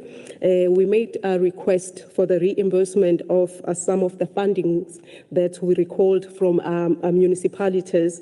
Later last financial year, we made a request to be reimbursed the 4.1 million that the department recovered from Umsunduzi municipality. We received a provisional allocation for that. However, for the honourable members to note, Provincial Treasury yesterday, they indicated that the department might not be reimbursed with the full amount, rather 3.3 million of that allocation. We also requested later this financial year, before the end of the mid-September, requested also the reimbursement of 5 million that we recovered from some of the municipality. We also received yesterday a provisional approval of that 5 million that can be reallocated back to the department vote. Additionally, honourable members, the department requested an approval to suspend 20 million to Department of Public Works in order to address the refurbishments and rehabilitations of Ulundi Legislature building. Also, that one will be formalized during the adjustment estimate. In addition, what is not in that report is the 16.5 million specific allocation that we received also, a letter from Provincial Treasury that will go towards repairing, or rather the repairs of the TACs that were affected by the storm damage. Those are the environments, or rather the amendments that will be formalized and reported and incorporated in the next reporting to the committee. If we can move to slide 6. Slide 6 reflects the revenue analysis by the end of the second quarter by the department. That slide shows that the department performed very well in terms of revenue collection by the end of 30 September. We collected 347.80 of our projected revenue, mainly because of the revenue collected from the auction vehicles that were deferred from 24-25 financial year. We also made some recoveries of grants as well from various municipalities, which include Umhlatuze municipality, Inkosi Langalibalele, the Big Five Hlabisa municipality. We also recovered from Uku district municipality, and additionally, we also recovered from Herikwala municipality. Those are the recoveries that boosted revenue performance for the department, and some of those are the ones that we have requested Provincial Treasury to reimburse the department in order to cover some of our spending pressures. Colleagues, I think in overall I've covered the revenue performance for the department. We can move to slide 9 to look at the expenditure analysis by funding source. I think the Honorable MEC, when he was making his remarks, he has covered that part where we indicated that by the end of the second quarter, the department was slightly below the benchmark of 50% in terms of the expenditure performance, mainly driven by the delays associated with the filling of vacancies that are funded, and also the finalization of appointments for the infrastructure project. However, the honorable members need to note that the department is on track with these ones. We are hoping that going forward from the third quarter and the fourth quarter, we'll see an improvement in terms of the expenditure within the department. Slide 10 highlights the expenditure analysis per economic classification, where we are looking at compensation of employees, goods and services transfers, as well as capital. Under compensation of employees, again, we underspent because of the reason that I've just mentioned, the delays in the filling of the vacancies pending the verification process by DPSA. As well as we also made provision for the payment of pay progression for the MMS members, which was delayed and only formalized and paid in the third quarter. In the year end, because of the same reasons, the department is anticipating to underspend by 6% there. However, the savings associated with the current, or rather the compensation of employees, will be redirected towards capital assets to offset the spending pressures of the infrastructure project. Moving to goods and services, which is slide 11. Also there, it shows that the department also underspent by 44%, mainly because of various factors, which include some of the invoices being returned to the service provider because of errors and duplicated, and also the issue of delays in some of implementing some of the projects, like the one for EPWP flagship program, as well as some delays in receiving invoices from various service providers, including public works, for the leases of buildings. But by the end of financial year, that will also be rectified. But there we will be still reflecting the under expenditure due to the economic classifications, where some of the expenditure should have been categorized under capital assets that will be formalized and implemented during the adjustment estimate. The transfers and subsidies, of which is slide 12, covers the transfers to municipalities, covers the transfers to higher education institutions, the households which relate to the benefit, or rather the leave gratuities paid to staff. Under that category, the main one that needs to be drawn attention is the household, where the department overspent because of the number of staff exits, as well as the issue of the legal case ruling, where the department had to pay an official with a backdated salary based on that legal ruling by Labour Court. Payment of capital assets, still on slide 12, covers all the infrastructure, the software and intangible assets, as well as machinery and equipment. The software and other intangible assets, there we are showing under expenditure, not because the department did not underspend. We did spend under that category where we are paying licenses like software licenses, but the expenditure was recorded under goods and services. The buildings and other fixed structures, as I've mentioned, there were some delays in the appointment of the project management unit, as well as the contractors, which the department is still working on, hence the under expenditure by the end of the second quarter. The machinery and equipment, we recorded savings under that category due to cost-cutting measures, because we have implemented some of the cost-cutting measures in relation to the finance leases. Moving quickly to slide 14, it's the performance per program, of which some of the reasons that I've just mentioned, they apply across all programs in terms of the performance. We can see that 3 programs, of which it's program 2, 3, and 4, performed below the benchmark of 50%, in exception of program 1, where we had to process some of the invoices that relate to the previous financial year. Hence, they were slightly over the benchmarking of 50%. moving to the next category that is talking to transfers and conditional grants. That is slide 17. In terms of monitoring the transfers made to municipalities, the department, we have the agreement of grants and business plans in place. We have an agreement and grants and business plan that are the prerequisites for all the transfer payments prior to the transfers. So the agreement and the business plan are vetted against the checklist. The business plan is also checked to clear and measurable deliverables and outputs, and the projected amounts linked to the timeframes and deliverables. We also have the monitoring mechanisms for the transfers to municipality, where a project manager is assigned to each transfer made to the municipality. There's also a steering committee that is looking on those transfers. For this current financial year, for the honourable members to note, we have a few planned transfers, which involves the 1.5% for the Municipal Excellence Awards that I mentioned earlier.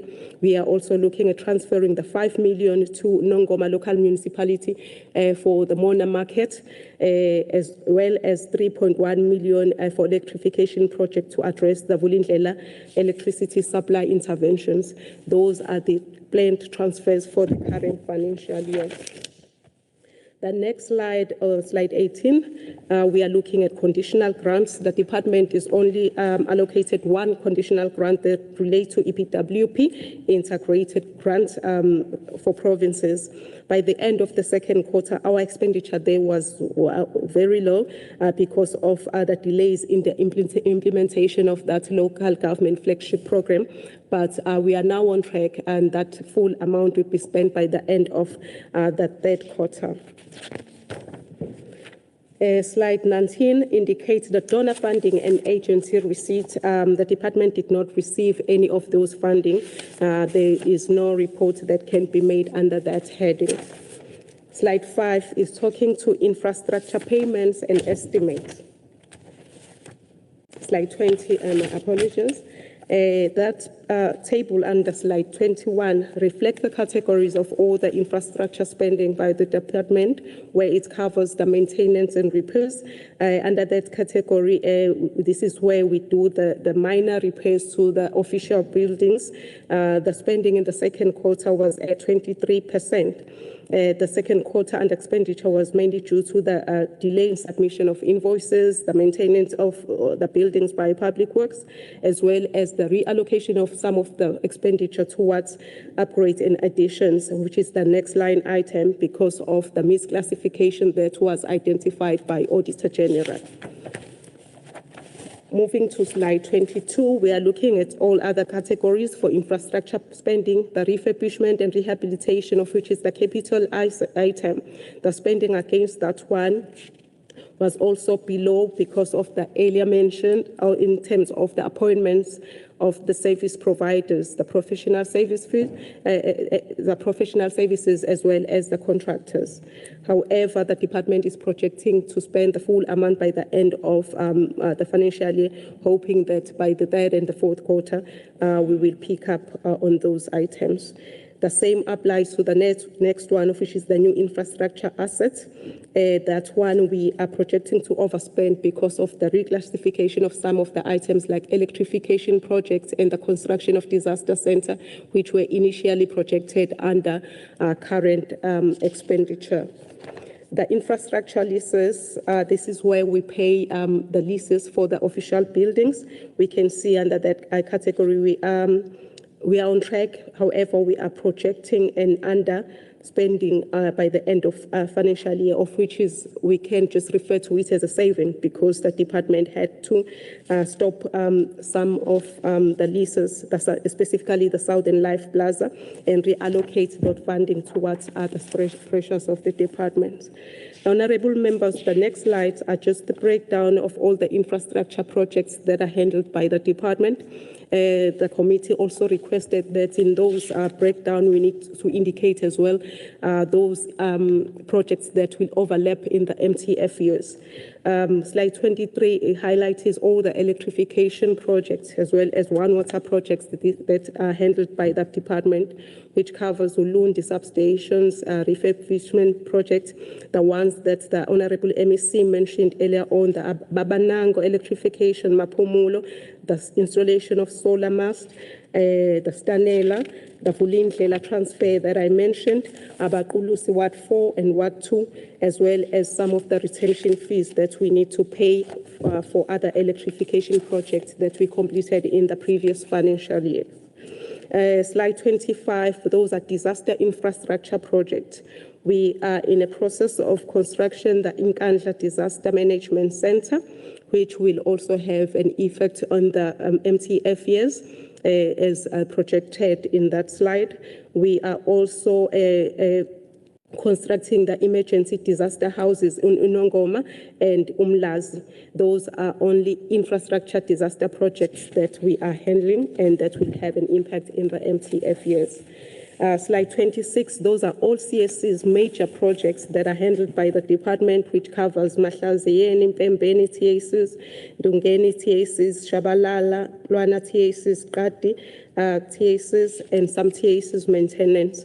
Those are the ones that were funded within our baseline and not included. They are the TACs that the department will repay using the specific allocation from that has been confirmed by Provincial Treasury yesterday. Slide 27 is also a continuation of those mentioned repairs or refurbishment to the TACs. Slide 28 and slide 29 covers those minor maintenance that are made to CASs across all provinces. Slide 30, that's the small town rehabilitation project that is handled by the department, the transfer to Unongoma for Mona Market that I mentioned earlier on. Honourable members, Chairperson, this brings me to the end of the presentation. Thank you. No, thank you so much. I'm not sure if HOD there is anything you want to add. We made a bit of a mistake. Should have requested you to introduce your team because, you know, with the acting, it becomes very difficult to keep a track who is who. So you can make your additions, but also please just introduce your team. Thank you. Let me start by introducing the team. Yes, Chair, there are too many actings, including my own acting as the HOD. To my immediate left, we've got the acting CFO, Ms. Noktula Shongwe. We've got Sanele, the director responsible for the budget office. After Sanele, we've got Makodi, it's a complicated surname, but Bongeka. She's currently the acting director responsible for the creditors. After Bongeka, we've got our Miss Neko Kumtunu, who is the acting director in the office of the HOD. We've got Lisa Delgrand, the acting DDG in Program 3. My position. So while I'm acting HOD, she is acting DDG. We've got the advocate Louise, who is responsible for HR. I can't see it.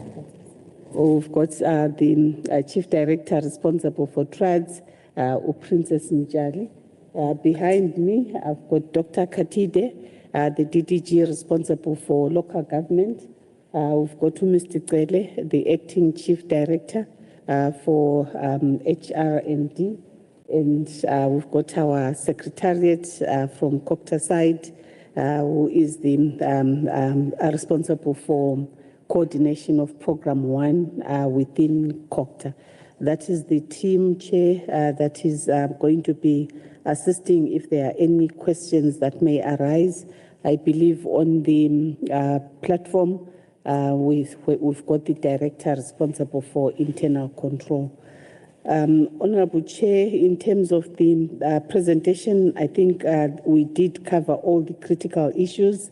Maybe just to put more emphasis on the areas that are still a challenge, as we also reported to SCOPA, the issue of the 30-day payment that the MEC also emphasized on, and the fact that as COGTA, we are working tirelessly to make sure that we get the issue of the 30-day payment right. And as the MEC indicated, consequence management has been implemented on that matter. And the members, responsibility managers in the department have also been warned, and we do write letters of non-compliance to the responsibility managers that are not keeping to the standard operating procedure when it relates to the 30-day payment, which made us lose our clean audit.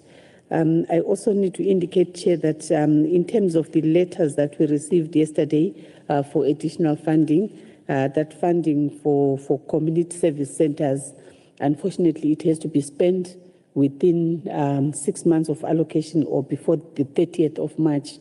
We are in November now, so it means we need to quickly move in.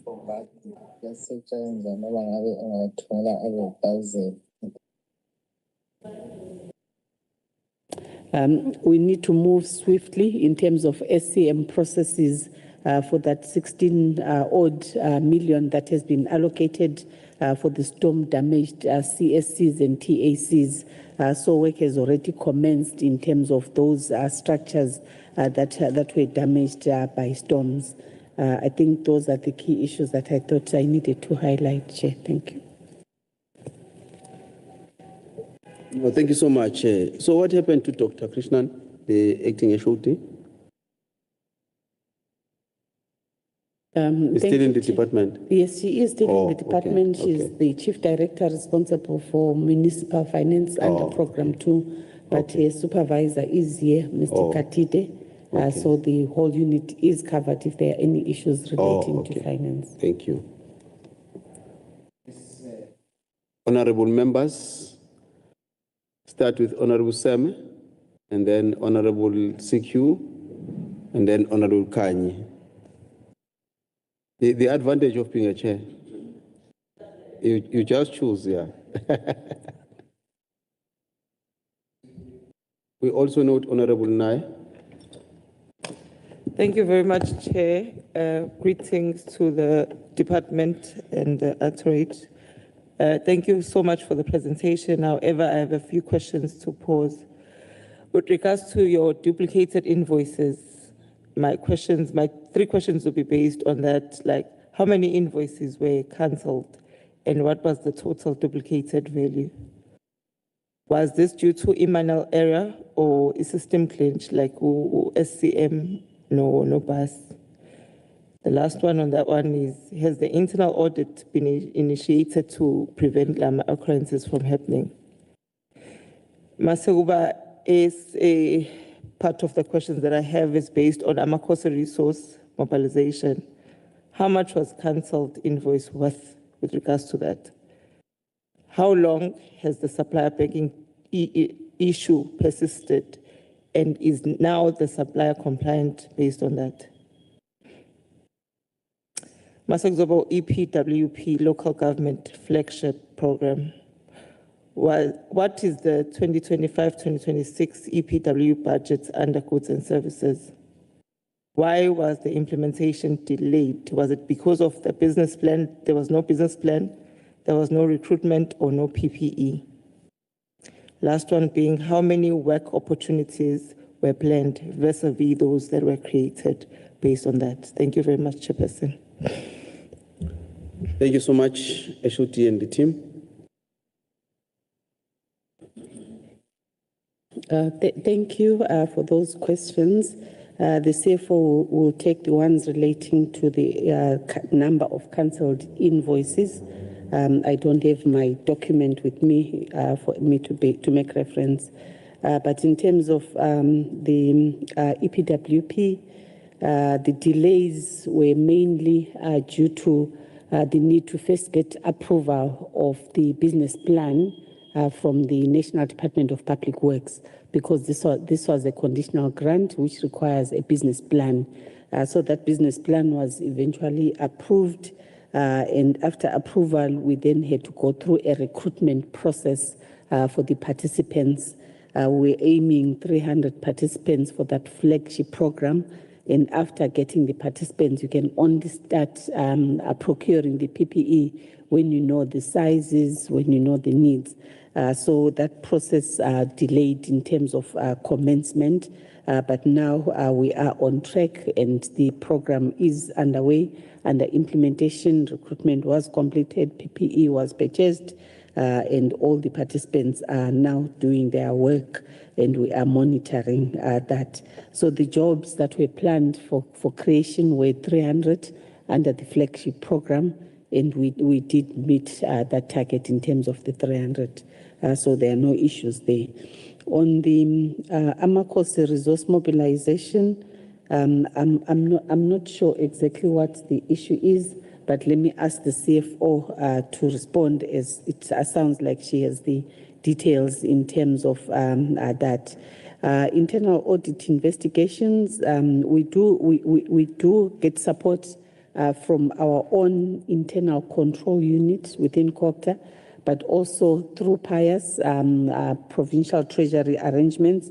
We do have audits that are undertaken by PIAS, and already they have identified SCM as a priority area for audit in the next quarter in preparation for the AG.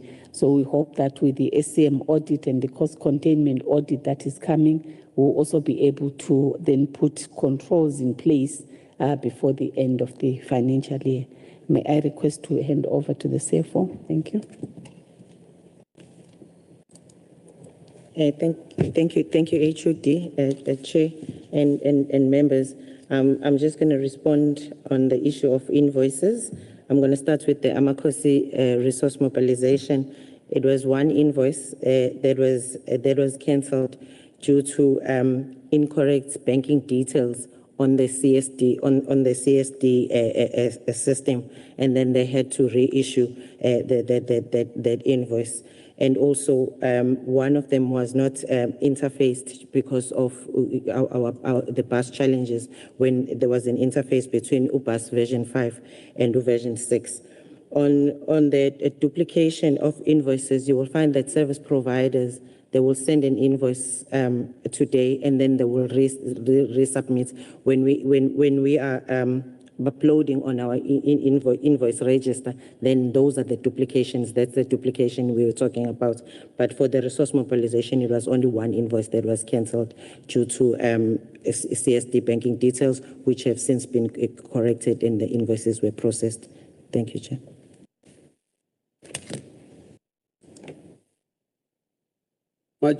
Any follow-up? No, covered. Honorable CQ. Thank you, Honorable Chair. Greetings to the MEC, Acting HOD and your entourage. Thank you for the presentation. I think it was detailed, Honorable Chair. My question, Chair, but first congratulate the revenue collection, which is more than 300%. We really congratulate you on that one. Chair, I want to check here. There is an indication. I want to check in regard to the Ikopo offices project that has been temporarily stopped due to the budget constraints. I'm not sure. Was it an MTEF project? If it was, why now stopped? Is it not a challenge of planning? Because when you plan a project, if it is a multi-year project, you plan accordingly. not the project that can just start and stop before it is being finished. The concern of us as members of the Finance Portfolio Committee is that the budget will escalate when it starts again. Can we be told what is a plan of a department also in future to prevent such projects that start and stop before it is completed? Maybe also, Chair, to check when was it started and how far is that project as it has been stopped now. The other one, Honorable Chair, is in regard to, Chair, you know my problem of not seeing well. It's in regard to the post that has been frozen because we were told that there is a budget constraint in the department, and the department has reviewed the filling of posts due to that, and some of those posts will no longer be implemented or will be closed. What I want to check is that if those posts were frozen, will that one not affect the department's service delivery requirements and performance in 2025-26? And in regard to those posts, were those posts budgeted for, the one that has been reviewed and those that will discontinued? If we can get an understanding to that, because we always hear about the capacity in different departments, but now if those posts were budgeted for, why is it frozen or reviewed, not be filled? Because one of your underperformance points to the issue of not filling the post on time. But now if we are cancelling those posts, were the post not necessary for the department, and what effect it will have on the service delivery on that one, Chair. The other one, Chair, is in regard to 16 discretionary bursaries for MEC. Maybe if we can be informed, what are the bursaries entailed? The 16 discretionary bursaries, what does it entail? What does it covers, the discretionary bursary? The other question, what is the anticipated spending in 2025-26 budget in regard to those bursaries that are discretionary, so that we can understand and also make a follow-up and understand, make an oversight in regard to that. At the moment, Chair, I can stop there because I'm really battling with my eyes, Chair. Oh, thank you so much. Thank you so much. I'm sure, HOD, you did get some of the questions. Oh, of course, I'm noting Honorable Paisera as part of the team that is going to be asking questions. Thanks. Thank you, Honorable Chair. In terms of the IXOPO offices, it's actually IXOPO and Umzinyati. The department at the time, maybe about 3 or 4 years ago, had commenced a program. There are two. There are two, so it's IXOPO and Umzinyati. Yes. Thank you. I was indicating 3 or 4 years ago, the department had commenced a program to enhance our outlying offices. So the plan at the time was to build offices in IXOPO and also to build offices in Umzinyati. So the work entailed employing consultants to do the professional work like your designs, your BOQ, and then going out to tender for the actual construction. Unfortunately, circumstances changed in terms of our situation as COGTA. The issue of affordability was brought on board to say, can we really afford such an investment in the outlying offices as COGTA? I think it was also based on the quantum of the, after doing the bill of quantities on the two projects. So it proved unaffordable. So when the circumstances changed and we also went into another administration, those projects were put on hold pending the finding money if there were any savings in the department. Unfortunately, as a country, we've been receiving cuts after cuts, and we've had to reallocate our funding to other priorities as they come on board, and therefore the project of building offices did not materialize as initially expected. So it ended at that stage of feasibility and business plan. As it stands, we do have invoices that are pending. The current Honourable MEC has requested further details in terms of the value for money on those invoices. So we are still working on that to determine the value of for the work done before we can process the invoices. So no payments have been done on those outstanding invoices until that investigation is completed.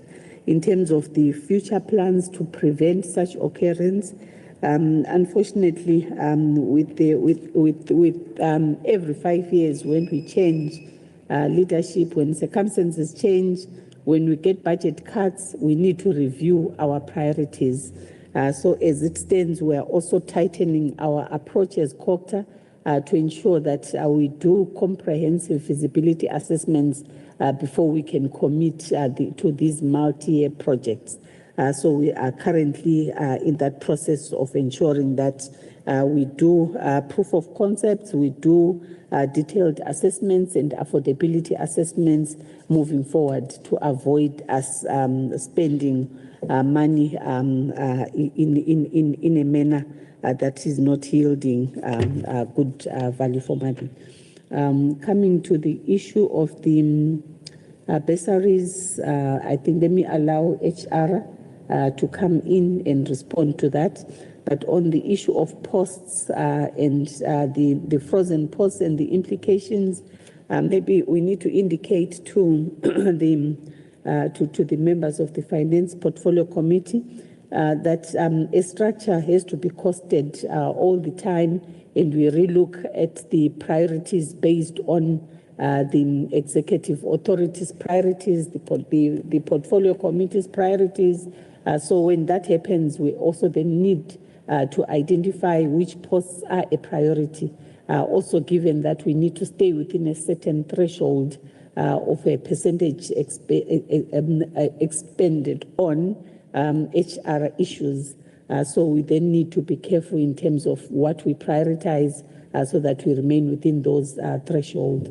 We are currently in the process of developing a new service delivery model for COGTA, which is looking at a cluster approach where we have divided the province into 4.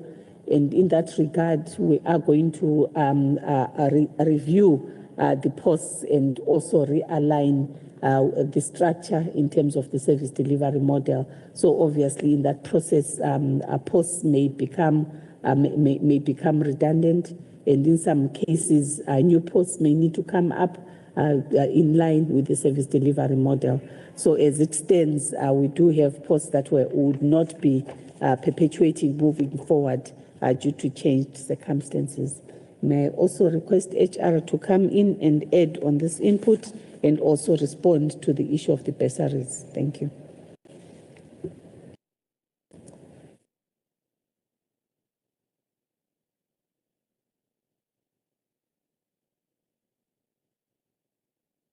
If Advocate or Mr. Tele is going to help, they keep looking at each other. Advocate.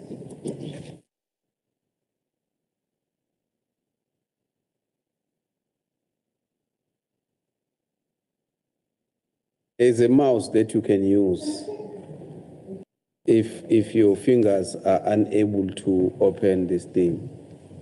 There's a mouse there. Good morning, Chair, Honourable Chair and members. As far as the filling of vacant posts goes, the department has filled 54 posts in the first quarter of this year. The problem has come in, and the delays have been caused by the fact that the DPSA introduced a new job evaluation system called Compensate Evaluate towards the end of last year. And we were not permitted to request authority to fill posts without having those posts re-evaluated. We have since had 25 of our posts re-evaluated by the Provincial Job Evaluation Panel, and we have prepared a submission to the Premier for authority to fill those 25 posts. We also have a submission to fill 22 CDW posts that is currently with the Premier. We're just awaiting for approval to fill those. So in the next 6 months, we will be filling approximately 50 more posts. The posts on personnel are all frozen, and they will only be unfrozen once the recruitment process has been completed, and we request the Office of the Premier with the necessary documentation to unfreeze those posts in order to appoint the employees into those posts. But that's the situation in the department thus far. Thank you.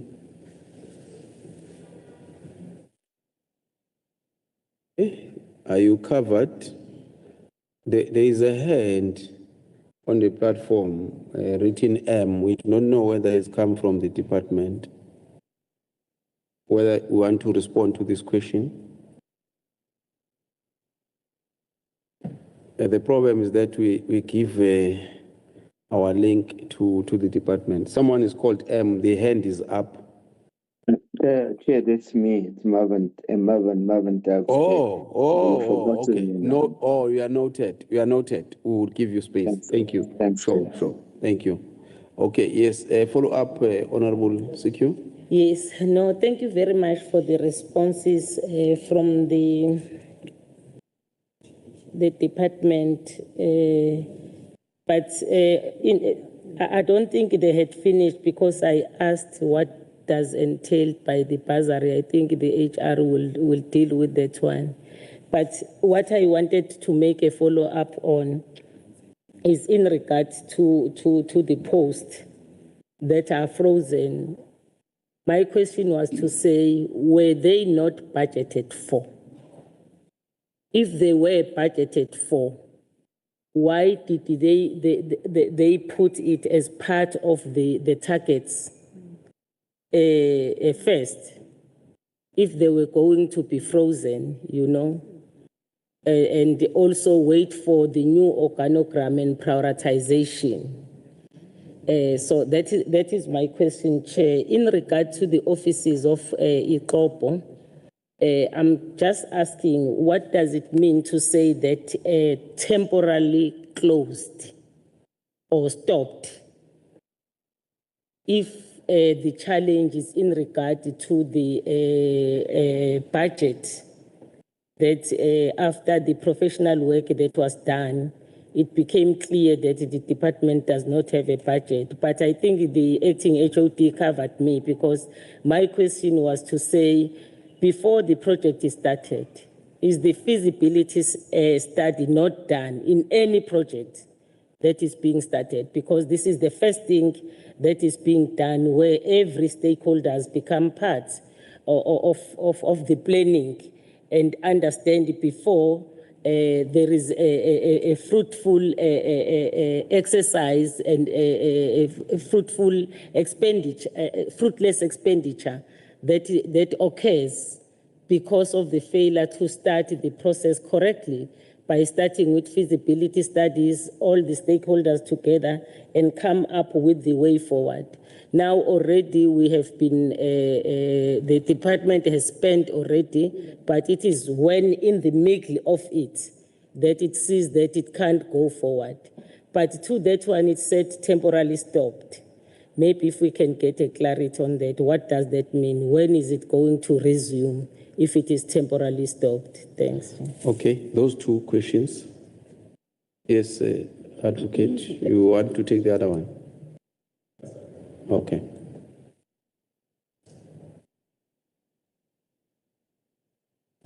I'm not sure. Thank you.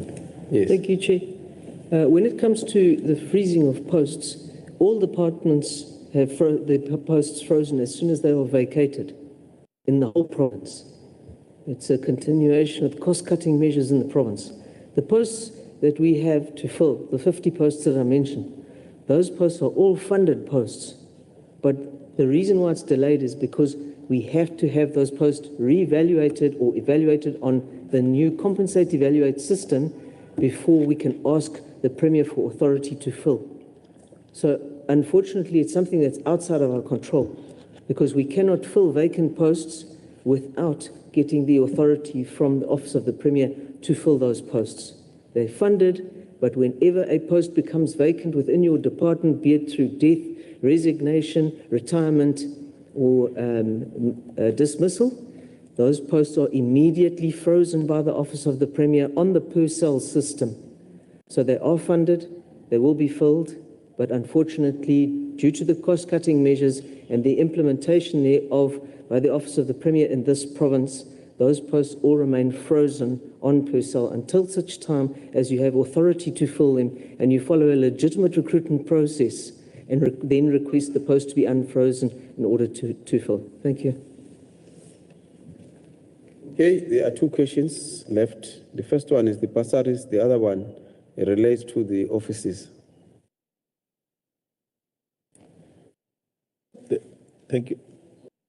Can we take these responses and then... No, I want to check on these responses. Those posts that we are talking about, they are not part of the post that led to the under expenditure. The one, the 54 one, is not part of those, or they are part. Thanks. Be part of those because they are funded posts which they are in a process. I think the answer is saying that. Is that what you are saying? Chair, the 54 posts were filled in the first quarter. The 50 remaining posts to be filled are funded, frozen on the system, and we're currently requesting authority to fill. Yes. I don't know if that answers the question. It does. Yes, sir. On the question of the bursary, the discretionary bursary, what it entails, Chairperson, our bursary covers the tuition fees, registration fee, accommodation, meals, as well as prescribed books. It's a full bursary. Thank you. I thought that you'd also detail the process of identification the beneficiaries. Wow. It's through the process of applications. We advertise, and the interested parties, they then respond to our advert. Then we go through the process. Okay. All right. Just can we allow them to finish with the responses because there are still other responses that they have not finished. Okay. Maybe I also need to indicate, I think the question was around the discretionary ones. So with the discretionary, as the word says, it's discretionary. So it's discretionary to the executive authority. So there is a process that is followed by the executive authority in terms of those bursaries. We can provide an additional detailed report in terms of how that process unfolds. There is a budget of 2.5 million for that, and there are 17 discretionary positions that are budgeted for moving forward. So we can provide an additional input on that. On the temporary closure, we may need to reword. I think it's temporary because we thought at some stage we will be able to start the project. But as we are looking even within the MTF currently, I think the temporariness is going to be temporary for much longer. We may need to redefine because we keep getting your mouse, if cuts. it can be directly to you. I mean, sorry, the microphone. Okay, sorry. Yes. So in terms of the nature of the temporary closure, I think it's going to be for much longer. So we will need to redefine that process, as it is going to be a long temporary state since we continue getting budget cuts, and within the MTF there are no prospects of getting funding to build new infrastructure. We are even reconsolidating ourselves. As you may be aware, that we are vacating the lease at Southern Life as part of our cost-cutting measures in light of the fiscal conditions of the country. Thank you. Any follow-up? Honorable Chair, I think the acting HOD has covered me, because I think the gentleman there was responding on the general bursary. I was asking about the discretional bursary. Yes. And also we will request the process that is being followed also on the discretionary bursary. Yes. Yeah, because that one, he has explained on the general one, but to this one, what is it? What guidance around those particular matters? Okay. Thanks, Chair. Relating to the offices, so they were part and parcel of your APP, isn't it? The issues relating to Kopo and Mzinyati. They were part of the APP. Now, since you are now have canned them temporarily, what happens? Thank you, Chair. They may have been in the APP 3 to 4 years ago, but not in the recent years. So this is a expenditure that has been carried through for about 3 years without finalization. So it's a matter that the MEC has requested we look into and finalize on it. So it's not in the current APP. It was not in the APP last year or the year before. Thank you. Ulundi, old buildings, were part of your APP? Because now these ones are canned, that were part of the APP. There is now Ulundi. Are they part of the APP? Part of the budget?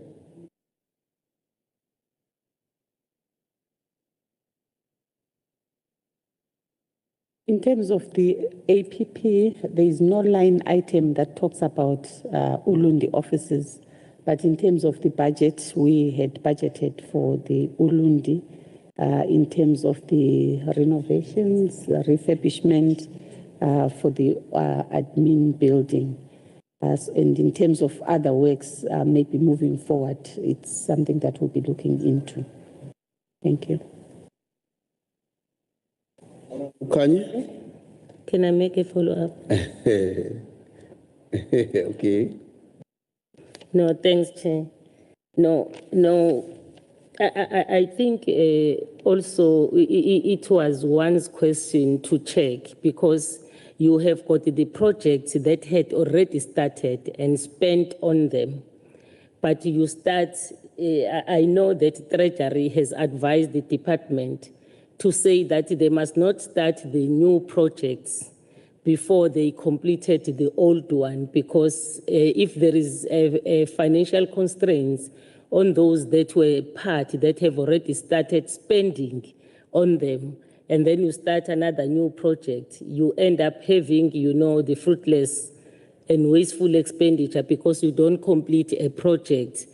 And also in regard to planning for the project, don't we first identify the projects that will be on the APPs and then budget for them? What is the process of coming to inclusion of the projects that were not part of the first planning of the projects that were going to be done? How does it happen? What is the process?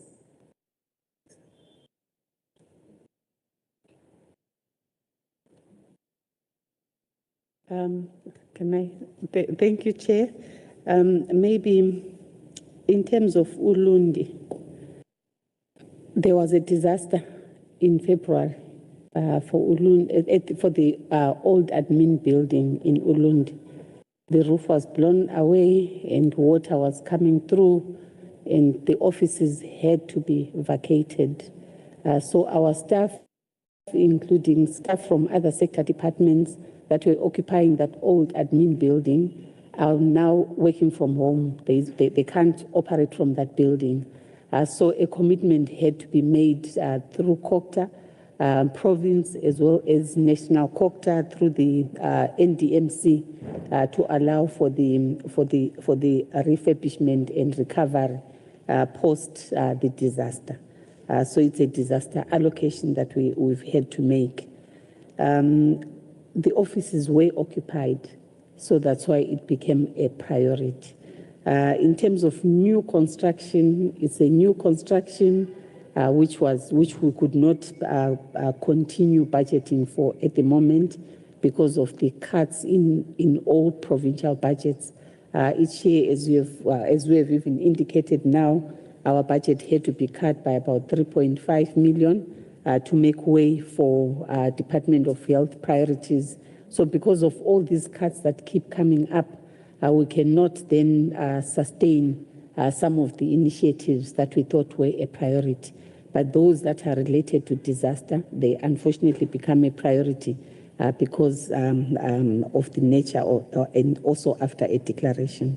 We are going for the strategic planning session soon as COGTA, firstly to align our initiatives as sectors and also to realign our budgets and the MTF plans.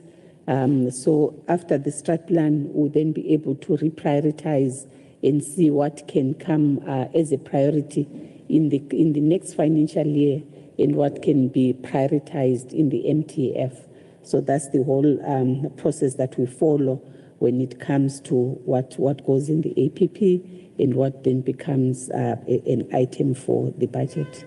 That's the process that we follow. Thank you.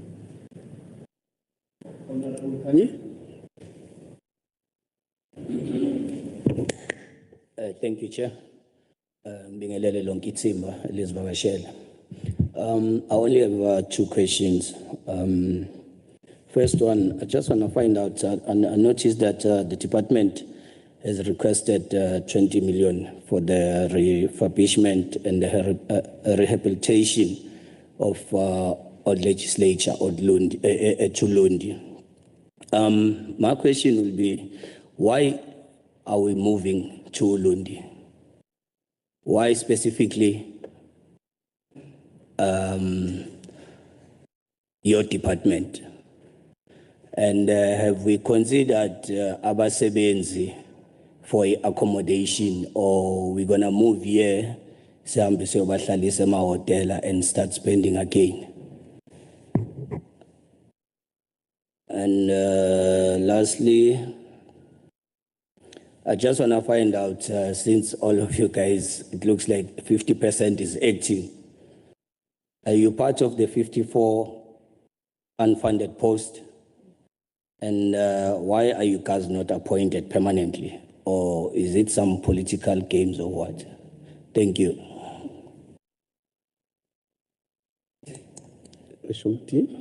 Thank you.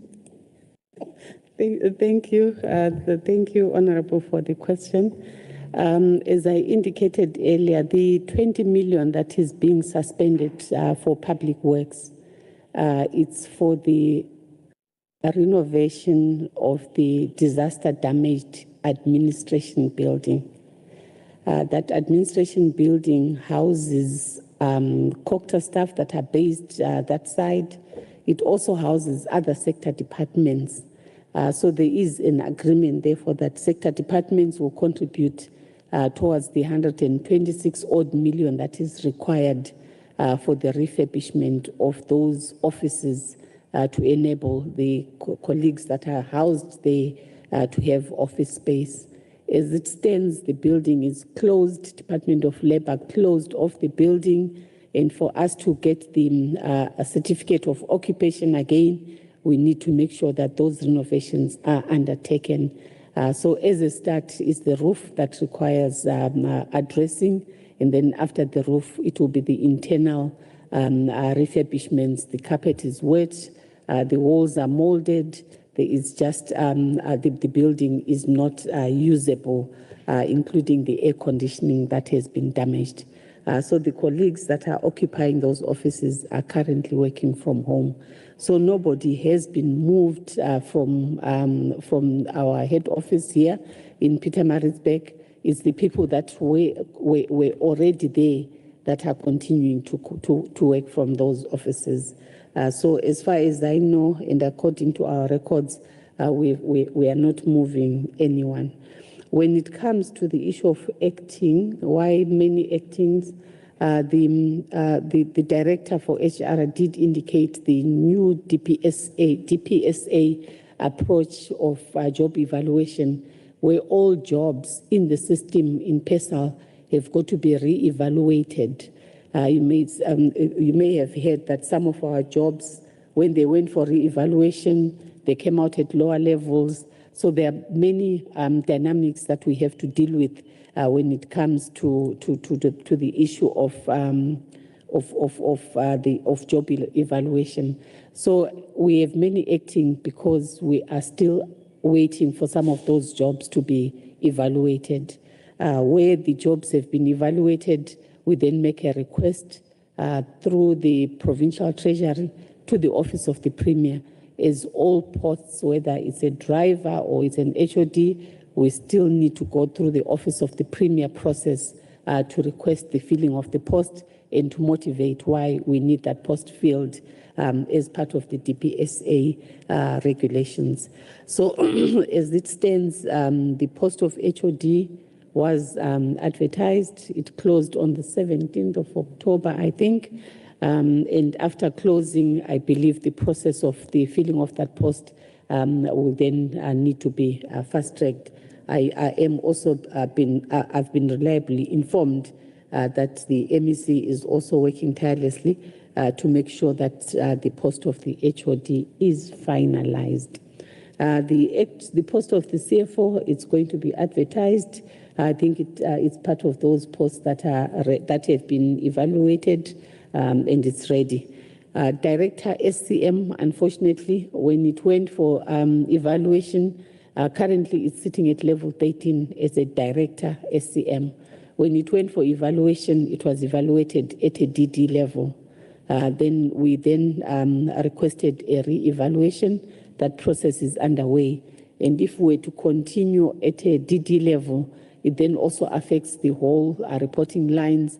It also affects the seniority of the post, as we need somebody senior to look after our over 500 million budget for procurement.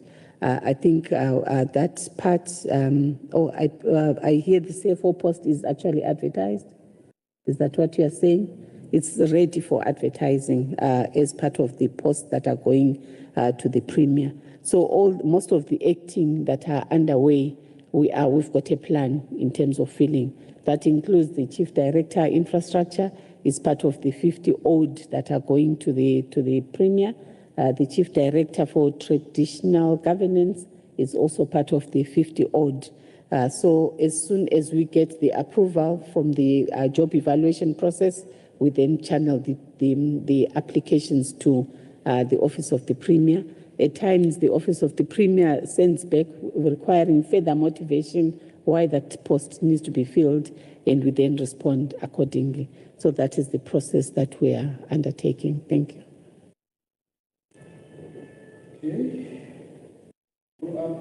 Yeah. Covered? Yeah, follow up. Yes, Honorable Secretary. Follow up, Chair, on what a colleague raised in regard to that 20 million that is going to do repairs. I want to check, where can we find the budget for that? Is in the disaster fund, or is in the 8% for repair budget for repairs? If we trace it, because the response that we are getting here, we are told it's a fast track because it was a disaster, and we agree on that. If it was a disaster and there are employees inside, it need to be fast tracked. But I want to check it because it's a disaster thing. Does it fall under disaster budget, or it falls on the repairs, which is 8% that a department have to plan for? Thanks. Okay, should we? It was part of our baseline. You won't see it anywhere because we're to reprioritize based on the disaster. So we looked at all the slow-moving projects or programs, including part of the compensation of employees that was also not moving, and we consolidated that money to make the 20 million. So you may not see it in our original allocations because it's a reprioritization. So we've just tabled it as part of our adjustment budgets, and we've returned to Treasury, and Treasury has approved the suspension of that money. So as I indicated, the whole project, according to Public Works, will cost over 100 million, 126 million. And out of that, 20 million has come from KZN COGTA. We also received good news yesterday from NDMC that they are also going to be putting in another 20-odd million. So for that 126, we still need to get other sector departments to budget as the building, the administration building is occupied by other sectors as well, not just COGTA. Thank you. Okay. Honorable Naya. Thank you so much, Chairperson, and good afternoon to the Honorable MEC and the Acting HOD and your department. I think that honorable members have really expressed concern regarding these ECOPO offices that have been put on hold or potentially stopped. And I think that as a committee, it's vital that we have a better understanding of the cost implications, exactly how much of money was spent in the initial stages for this ECOPO offices. So we have an idea of how much was lost. And also, I haven't been to these offices, so I don't know at what levels, whether the building has begun or not, whether there are security costs involved, whether there will be, damage to foundations or any form of building that exists there. So those are all concerns to us as a portfolio committee, and I think that the department should actually give us a breakdown. Also, we'd like to know how many staff were affected in Ulundi that we needed to actually, go in there and rescue this building with 20 million rands instead of completing those the ECOPO buildings, because I do understand it was mentioned that the department was prioritizing offices in the outlying areas, and ECOPO is outlying as well. So that report would be appreciated. Also, when it comes to looking at the entire report, one of the concerns is that there is a trend of delay in recruitment, delay in procurement.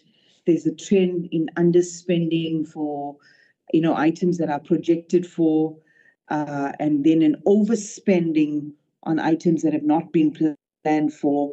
So this is really a concern. I mean, there can be a small margin in terms of reprioritization and so on. But one thing you don't want to do is come away from your core mandate and what you have been projected for, because every time you reprioritize towards something that has not been planned for, you essentially are taking away money for the core function of the department. I'll give you an example. Let's look at disaster management, page 145 of the 185 of the report.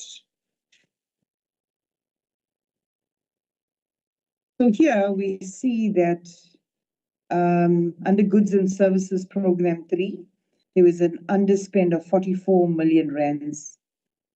So also contributing to the underspend, it says in the report, where computer services costs, where provision was made for the disaster management boardroom audio-visual communication system and a web-based data collection tool. But these were not purchased by Midyear due to procurement delays. And obviously mitigating this underspending was overspending on inventory. Now, that's not a bad thing, but the concern is. Sorry, Honorable when- Nai, Yes. the department want to pick up where you are reading. So reading is it from- under program 4 or it's which under what? Where you are Program reading? 3. Program 3. Program 3. Program 3, yes, 185, yes. Yeah, but they can just give me a response as to what was the delay in procurement, because these disaster management tools for the DMC is very important and should be prioritized, and everything should be done to ensure that these items are procured timeously, so that there's not an underspend and that the money does not have to be spent in other ways. So that's one example. And then there are other examples as well through the report where, there's been underspend and then an overspend in things that are not budgeted for, like the Shaka Ilembe event on 13th June. Obviously, all of these things are good, they are important, but we do not want them to overspend on items that have not been projected for. And then also, I'm looking at consultants. Page 186. Right, under goods and services. And this is program 4. The department decided that it was premature and potentially fruitless to proceed with the project. I think this was a local government project for consultants. The financial experts project terms of reference are still being prepared. Right, and this is like almost 14 million rands. And that is because you were waiting for the audit outcomes that was not yet available to identify which municipalities are in critical need of assistance. The project has been deferred to be implemented in 2026, 2027. Now that's a concern, because as much as you haven't received the AG's report on which municipalities would be in a critical need of assistance of financial experts, we already know which municipalities are in need. We don't really have to wait for the AG's report to decide where these consultants, could be used to assist municipalities. So that's another concern as well. And then looking at rollovers on page 189. Page 189, you speak to rollovers here. The department underspent its 2024-25 budget by 3.4 million, right? And you say that you don't need this rollover because you'll be able to, process the payments that are required. Now, I know that there's fiscal, constraints, and there's so much of budgetary constraints. Every bit of money should be utilized for the department timeously. Why was this not utilized? And now you go and say that you don't need this rollover. So that's a little bit concerning. Perhaps just explain that to us. And then my last point, Chair, is under program 4, the department spent below the target of the annual budget. And the explanation is this program is projecting to be underspent by 2 million rands, 2.7 million rands, due to the movement of the Amakosi Legacy Plan start date from October 2025 to November 2025. So just want to understand, it says that this plan relates to the medical aid, funeral plan, and pension for Amakosi and Izinduna. So we are now in November 2025. Does this mean that this is now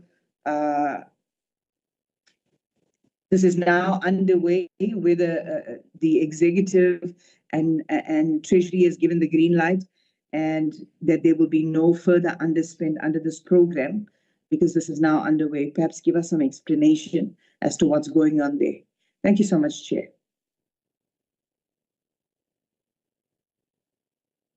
And Tim? Thank you. Unfortunately, we don't have this document that the Honourable is referring to, only got it now. So we're trying to peruse as she indicates the areas of concern. I think on some of the issues raised, would need to produce a follow-up a report which is more detailed, especially in relation to Ikopo and Umzinyati offices, would provide the cost implications as well as the value for money. I need to indicate that we are still at professional work, consulting services. No contractor had been appointed for these two projects, so there is no foundation that will be damaged. There is no building that will be damaged. It's the professional services that we were meant to be paying for, where we still need to look at the value for money. So that report, we can make it as a follow-up report post this meeting. I acknowledge the issue of the trend in terms of the delays, SCM, filling of posts, and taking away money, reprioritizing. I think is the order of the day, because if we look at the cycle in terms of government, you don't stop to think. The cycle wants you to be rolling all the time. So in that manner, there would be a reprioritization when circumstances change, when new priorities come up, and I think it's something that is allowed in terms of the budget process, and there are certain threshold percentages that are allowed as movement from one program to the other. So we are within those thresholds, and if there was any issue, Treasury would have raised those already. SCM delays, I think I need to indicate that we were in the process of establishing panels or re-establishing some of our panels to speed up the procurement processes. And I think the challenges that we have, especially when it comes to SCM processes, there are appeals that just come up at times. Some could be valid, while others are not valid. It's a challenge that we are facing globally as a country, where there are frivolous appeals. But where the appeal has to be heard, we have to wait for the tribunal through provincial treasury, and we have no control in terms of the tribunal processes. So for COGTA, we've got a panel for electrical construction, a panel for civil construction. The panel for electrical construction had 3 appeals that we managed to deal with, but unfortunately, the final ruling will only be able to get on the 26th of November. And once that is received, we should be able to then proceed with the capital projects that we have, as the bulk of our budget for SCM relates to those capital projects for electricity and disaster. In terms of the filling of posts, I think our director advocate did outline the challenges that we have with the new system of job evaluation, which then requires us to wait for jobs to be evaluated before we can fill them up. We had projected to fill those posts by a certain period. Unfortunately, we can't until the job evaluation process is completed. And as soon as each job is evaluated, it is ready, we always put it through for the Office of the Premier's approval to fill the posts. And that's how we've managed to get those 50 underway, because they are all evaluated and will be ready for advertising.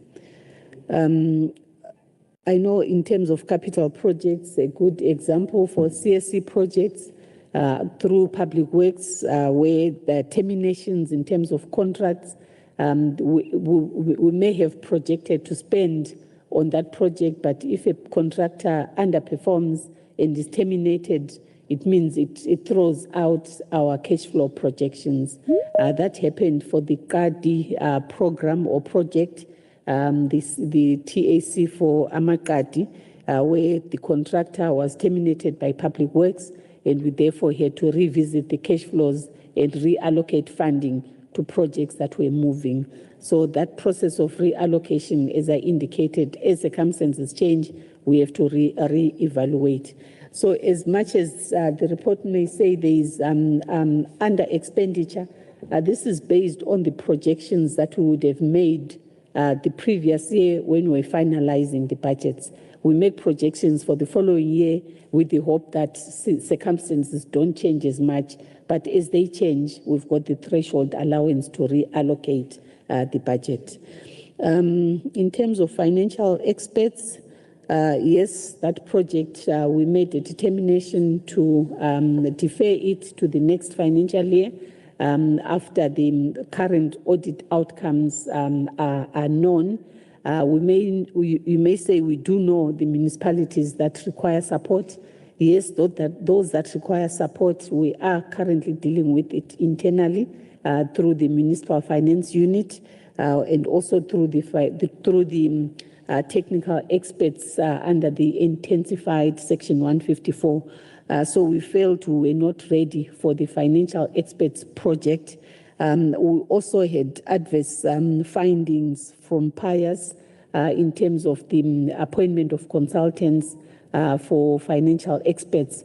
So as much as we thought we would proceed with this project, we also wanted to make sure that we put in controls as part of the audit improvement strategy after the assessment by PIAS. So that project, it will be coming on board in the next financial year, and we would also be more clever in terms of how we structure our terms of reference, including penalization for non-performance of our contractors that would have outsourced to. Rollovers, it is the standard procedure that you cannot roll over twice for funding. This was a conditional grant that we received for the back pay of Izinduna for 3.4 million. And unfortunately, there were so many issues around that back pay because it also entailed deceased Izinduna, deceased estates that we even had to employ our own legal teams to go and deal with those deceased estates for us to be able to pay the back pay. We could see that the process was going to take much longer than we thought in terms of that 3.4 million that we could not spend. I think the full amount was about 834 million. So we spent the bulk of the money except that 3.4 odd that is still outstanding. So 99% of the budget was spent on the back pay of Izinduna. Those deceased estates, some of the matters are still ongoing, and we decided as a department we can't rush and we cannot continue requesting for a rollover that we know will not be granted. So whatever is remaining, we have to use our own baseline then to finalize, and it's not a lot of money considering the initial amount that was allocated. Program 4 below target due to the legacy program. The chair of the portfolio will recall that we did present the legacy program to the portfolio committee, and it was received favorably. We also then had to do further consultations in terms of our provincial executive council. They also raised certain matters that we are still dealing with that we need to report back on at the next sitting of the provincial executive council. And only after that will we be able to take the matter to the national minister for final endorsement before we get the codes for payment. So we are still dealing with the questions from the provincial executive. So the program as it stands, it has not started. We had projected for it to start in November, but we can't we still need to go to the provincial executive. So at the moment, we've projected for early next year, once we've exhausted all the consultations that we need to do and closed all loops. We do have approvals in terms of the Financial Services Board, in terms of the program, but we still need to get the internal approvals in terms of the provincial executive, our own provincial treasury, and the minister's endorsement, which we hope will be favorable moving forward. Thank you. Thank you so much, Honorable Nai. Follow up. Thank you, Chairperson. Thank you for those responses. I'm sure you'll be able to tell me offhand how many staff were involved in the Ulundi offices that had to go and work from home. How many COGTA staff? That, and then also the matter of the disaster management procurement of that web system. What has been the reason for the delay, and what plans you have in the pipeline to have that equipment bought? Thanks, Chair. Just those two questions. If you do not have the exact numbers, there's no pressure for you to provide the details. Thank you, Chair. Our follow-up report will have those details. Okay. I would not want to say out a figure which may be contrary to the reality on the ground. And then in terms of the CSIR disaster management program, we have finalized the maintenance contract with CSIR for the CMO. It's called a CMO system for disaster management reporting. We have also entered into an agreement with the DBSA for further support in terms of enhancements to the CMO. So at the moment, we've only budgeted for the enhancements and maintenance. So there are no delays as we speak. We are on track in terms of implementation. What we just need is to make sure that all the enhancements that are required, we channel them through the DBSA agreement that we have, and those engagements are underway with the DBSA, as they also have suggested further enhancements that we had not anticipated, which will make our disaster system one of world-class standards and one of the best in the province. Thank you. Thank you very much, HOD. Is there any follow-up, Honorable Naya? Thank you, Honorable Madloka. Just to say that in the report that I'm reading, it says here that the audiovisual communication system and web-based data collection tool were not purchased by Midyear due to procurement delay. So that is where I'm getting the delay from. And that is why I'm asking the question surrounding the delay of procurement. I do understand there's a memorandum of agreement with DBSA with regards to support and finance and so on. But my question was specifically to the procurement delay. But if the acting HOD is unable to answer now, that is fine. I think I'm done, Chair. Yeah, over to you. But if you don't have answer now, you can also do it in writing in the next report to know, because, and also indicate whether there are no fast processes for the issue of the disaster to follow procurement and so on, because that delay, it's a concern if it is a disaster. Thank you, Chair. This one was a deviation because of the importance of the work, and also because we wanted to get it at a cheaper level, because CSIR is a government organ of state. So we entered into an MOU with them for the implementation of the project. So the delays were finalization of that MOU for the maintenance aspect. Initially, we thought we'd be able to finalize that in the first quarter, but we then had to move it to the second quarter. And also the fact that we now had the DBSA on board, we also needed to take extra precaution so that we don't pay for something that the DBSA was going to be able to pay for. So we've then agreed that our part would be on the maintenance contract, and the DBSA will be working on the enhancements, including linkages with other state entities like the South Africa Weather Services, the SANRAL in their camera system, and other municipalities. So the delay was justified in that regard. Thank you.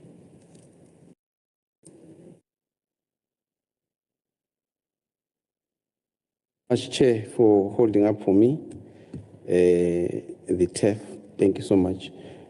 Honorable Basiana. Greetings, Chair, MEC, Acting HOD, and members of the COGTA team. Thank you so much for all those presentations.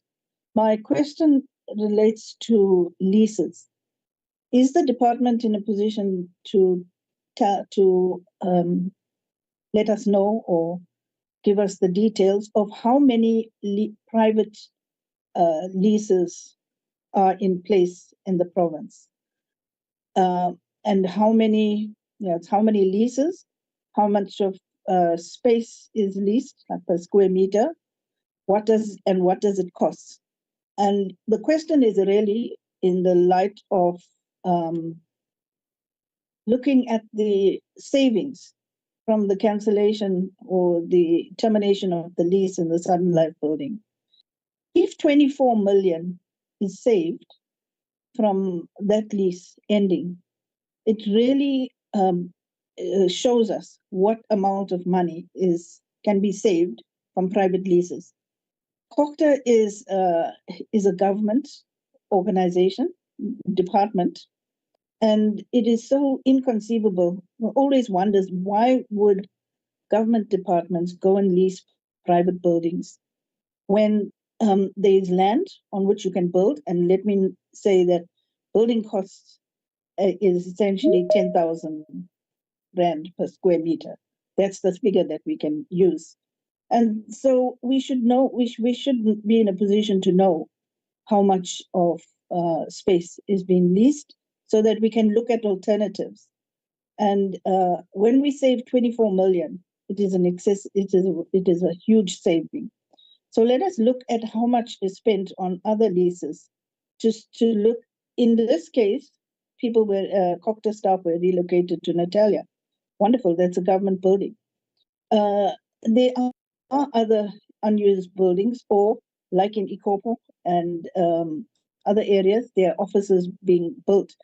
It also brings to, the same question, which brings me to the same question which other members have already asked about the Ikopo building and the halt of construction. This shows that there should never be a halt of construction on Ikopo, on that building, because there's because of the fact that if the department occupies a building which is owned by the department, there's a saving on leases. So that is the question. If it's not, information is not readily available, that can be given to us in a follow-up report.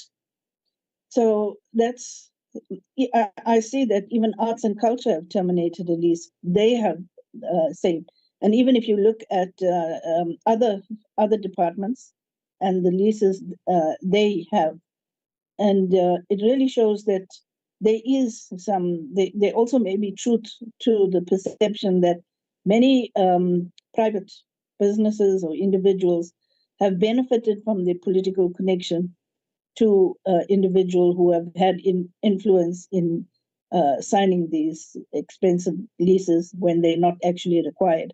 Also, when creative design in building could also double the square meterage by having a mezzanine level above it. So a boardroom could be on a mezzanine level, and modern offices these days are not, the design of it is not as, doesn't take up so much of space as in the older buildings.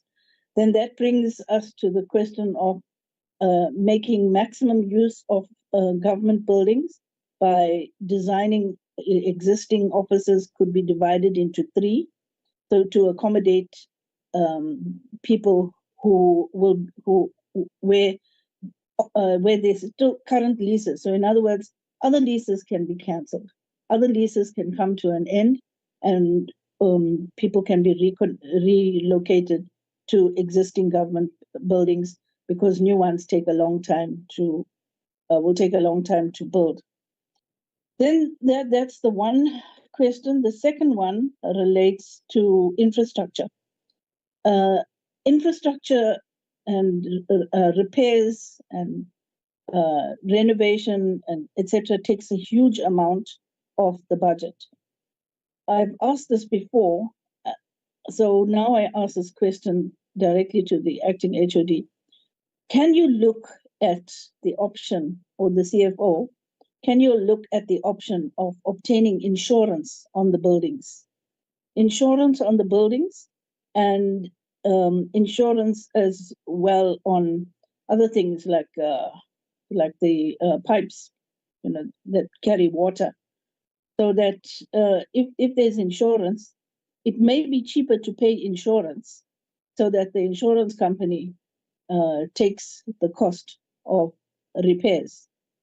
And that could be another area of saving. My third contribution relates to water. And I just want to reiterate that water is a right. It's a right that's protected in our Constitution and our Bill of Rights. Municipalities under the need to recover debt. So when you look at there's money coming in and they've got to recover debt. Under that pressure, municipalities are violating the constitutional right to water right through the province. And I think that we understand that the policy is the policy of having basic water due to inability to pay must be adhered to. No person should ever be denied access to water. The poor must be protected. It is a basic life-sustaining need. There are many municipalities who are breaching this. Schools are being disconnected because of the pressure of municipalities to collect debt. Schools are being disconnected from water right here in Pietermaritzburg. A few days ago, a housing center owned by the KwaZulu-Natal municipality called Rocky Park was disconnected, a hard disconnection. There are children, there are old people in those flats. They were disconnected because of money owed to a construction company. The construction company was the company that was employed to build the Rocky Park development. Three-quarters of it is lying derelict because they hadn't complied with the building regulations, but some are occupied. 13 million is owed in water by that construction company, and yet the residents have been disconnected. So then on water also, there is the Ekurhuleni sewer plant, which the acting HOD knows about. That plant is broken. Now, if there was insurance, when that plant breaks, insurance could have repaired it. Honorable Pasiela, can we just be straight into the question? We'll have time for debate on next week, I believe. Sometimes not next week, just on the sitting, but specifically yes. Okay. Finally, what amount? And the other question is water tankers. How many contracts are there for water tankers in the province? And how many households and which areas are receiving water from water tankers? Just like leases have been abused by people who have benefited it from the leases which were entered into because of political connections. There's also a perception that people are not being supplied water because there's a benefit of water tankers providing people with water. So once we see the cost of water tankers versus the cost of supplying permanent water to households, then one would be in a position to look at that analytically and properly. And then finally, Amakosi, Section 212 of the Constitution gives states the rights and contains the right of Amakosi being involved in local government. So that is something that needs to be dealt with.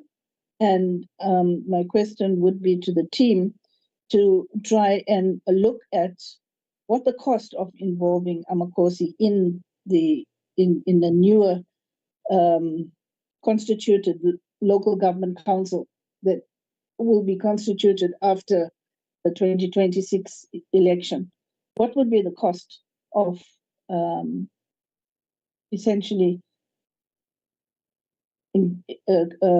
having Amakosi incorporated into the councils, and also building courts and offices and institutions so that they could fulfill their function. That is all. Thank you, Chair. Thanks, ZRHT team. Thank you, Honorable Pasela, for the question. On the issue of leases, I think Honorable Pasela raised the same issue at the Portfolio Committee on the 11th, early this week. COGTA is in the process of consolidating a report on the 8 leases that we have. We need to now enhance it with the square meterage, as well as the cost of those leases. It's work in progress. We'll be submitting this report as soon as possible. We do acknowledge the fact that as government we need to build and not lease. That is the very reason why the Honourable MEC also decided on the termination of Southern Life Plaza as a test case to see what is possible. But in that process, we've also gained a lot of lessons, as we have also managed to come up with new policy provisions that we thought we were not going to implement. A good example would be the issue of hot desking, the issue of sharing offices, the reduction in norms, the implementation of the reduction in norms and standards for office space. It came at the right time, and we are now implementing it as COGTA, as we've had to relocate people from Southern Life into existing offices without a new lease. A good example in terms of the reduction in norms and standards relates to maybe the space for a chief director, which used to be 28 square meters, that has since reduced to 16 square meters. So this is a good example of what we are implementing currently. So as we move people from Southern Life, we are also reducing the spaces that the directors, chief directors were occupying, and we are also introducing new methods of working, as well as the sharing of offices.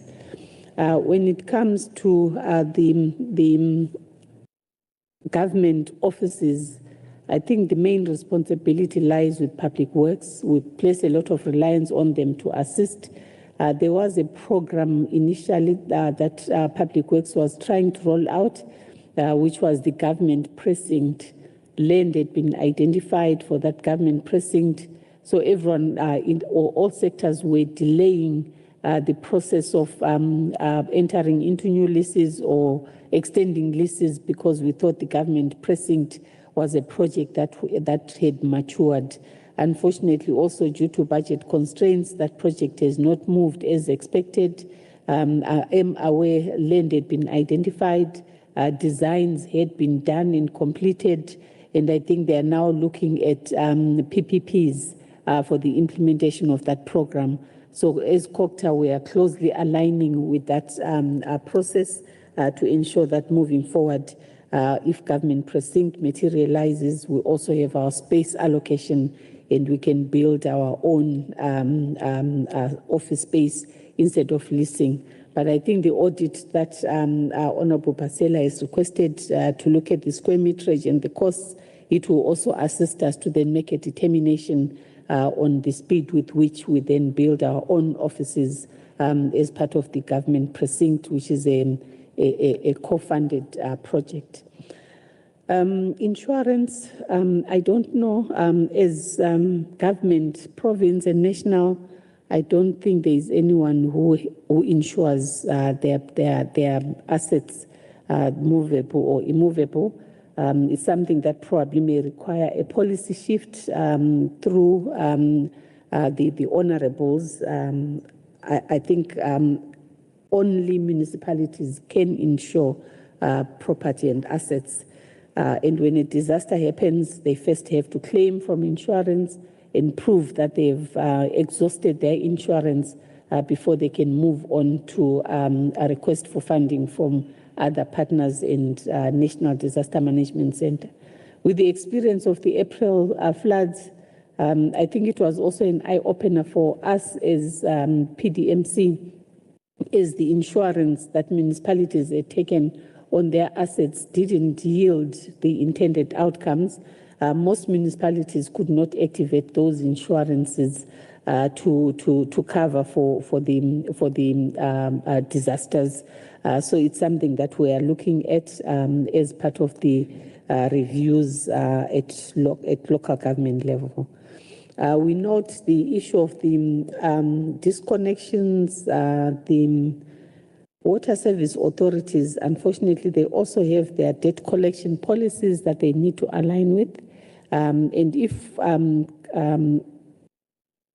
if the debt increases, it means the municipality cannot maintain its obligation in terms of providing water. So we need to balance the two disconnections and also ensuring a municipality remains financially sustainable. It's work in progress, but we need to make sure municipalities can also pay their creditors through the monies that they collect. We also don't want to make municipalities pass unfunded budgets when they cannot collect from their creditors. But that funding model we may need to also revisit, including making sure that the indigent are also registered and the provision is made for the indigent, so that water rights are not affected. Eguvukeni, we did promise Honorable Pasela that a team will be going to do site visits for Eguvukeni. We also need to indicate that Eguvukeni was a special project of the minister, wherein the Minister of COGTA resorted to taking over through Schedule B funding model, taking over the grants that were meant for Utugela in order to implement the projects of Eguvukeni.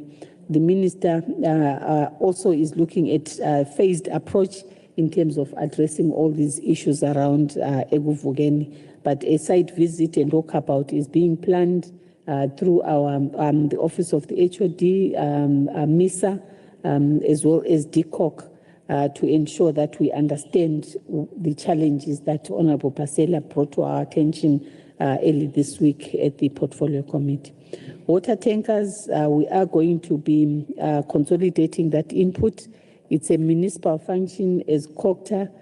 We collate information on a regular basis in terms of expenditure on water tankering, and we also always want municipalities to have strategies for the reduction of water tankering services, as the Honourable has rightfully indicated that there are now mafias that are actually vandalizing water infrastructure in order to perpetuate the use of water tankers. We will provide that report on the status of water tankering per WSA to the Honourable and to the Portfolio Committee.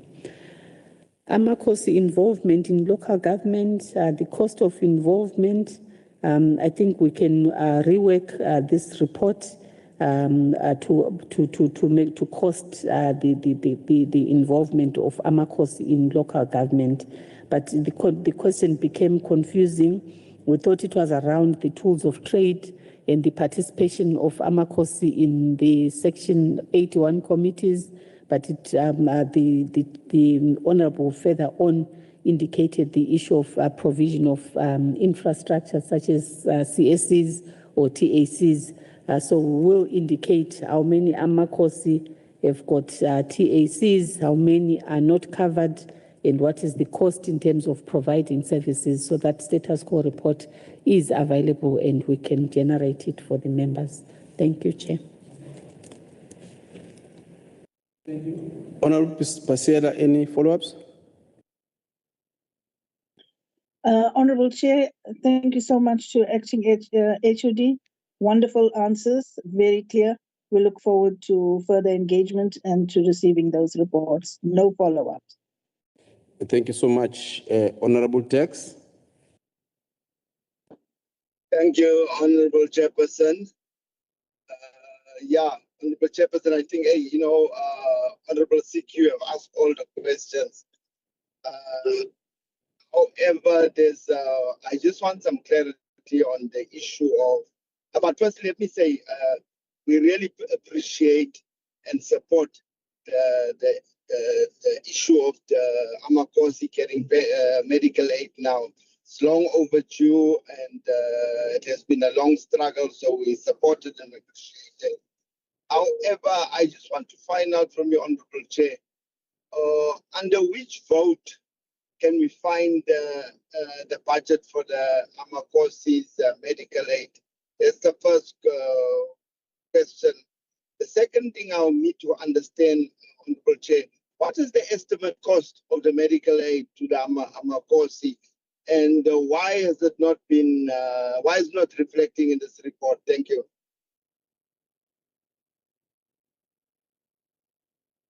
ZRHT and the team. Thank you. The vote, we are dealing with vote 11, Chair. All the COGTA issues are part of vote 11. So there's only one vote, which is vote 11. But maybe for Honorable Dick's comfort, in terms of programs within vote 11, we've got to program 4. So this particular item in terms of the Amakosi Legacy Program, it's part of program 4 initiatives. The Honourable may not have seen it because we call it the Amakosi Legacy Program. So it may not come out as medical aid or as pension fund because we've termed it a legacy program for Amakosi. In terms of the costs, at the moment, we are budgeting about 19 odd million for the program, for the legacy program, for all the 307 Amakosi, if they all opt to go for the legacy program. At the moment, it's not all Amakosi that have opted for the program. Others are already covered by different facilities that are there out there. So we are budgeting about 19 odd million for the full program of the legacy. So it's difficult for me to now outline how much is going towards medical aid or funeral cover or pension, but the full budget is about 19 odd million. Thank you. Follow up, Honorable Tex. Yeah, Honorable Chair, the official and the respondent must understand that it's important for us as politicians to know exactly how much goes from legal aid. So I think when the official comes back, she must please outline to us how much exactly goes to medical aid. We want those figures.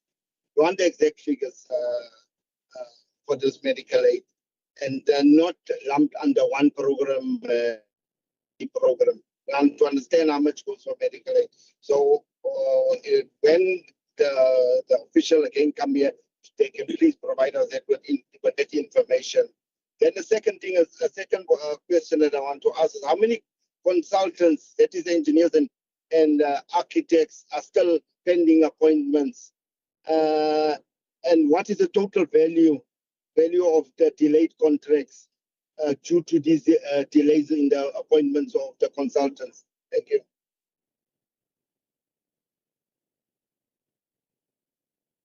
Okay. Yes, I think there are those two questions, but in addition, was this part of the original APP, the medical aid and pension?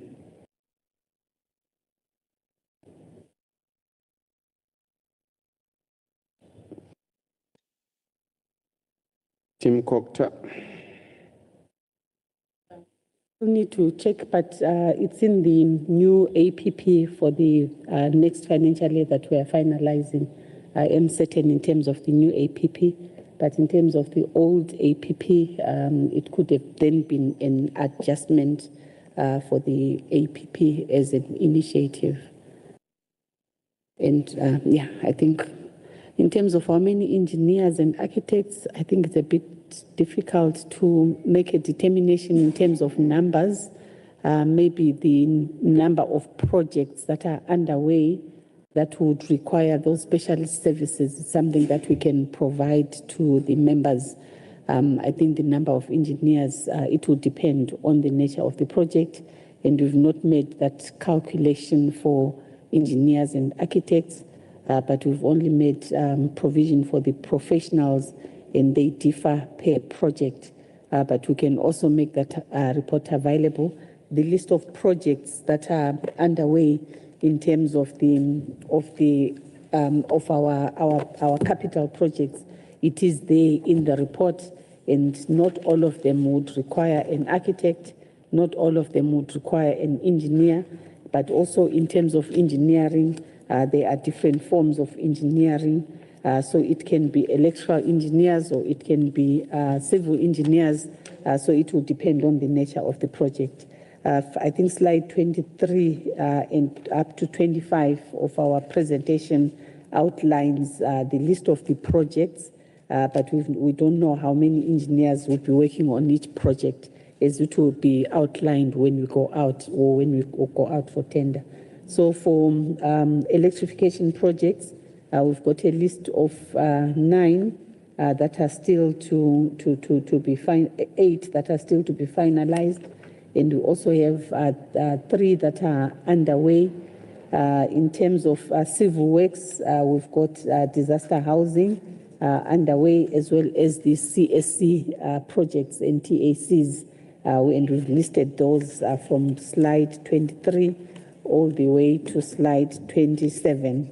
And in terms of the beneficiaries on maintenance, which will also require professional teams, we've also indicated those on slide 28 and 29. I'm not sure if that answers Honorable Dex. Thank you. Honorable Dex, any follow-ups? Yeah, Honorable Chair, unfortunately, I'm driving on the road and I have to speak. Next meeting, I'll ensure that I'm physically present there, because I think it's very important we're actually in those meetings, because I'm driving on the busy road here. Honorable Chair, when we ask these questions, we don't expect answers like, no, it's in the report.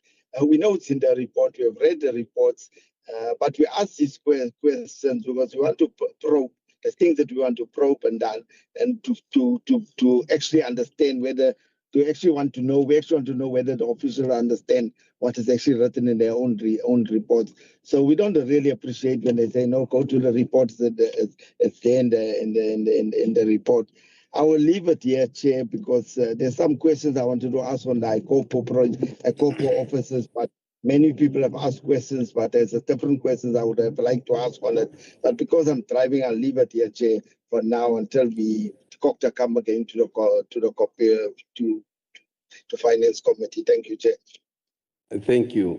HOD, how do you implement a program that is not part of the APP and therefore not budgeted for?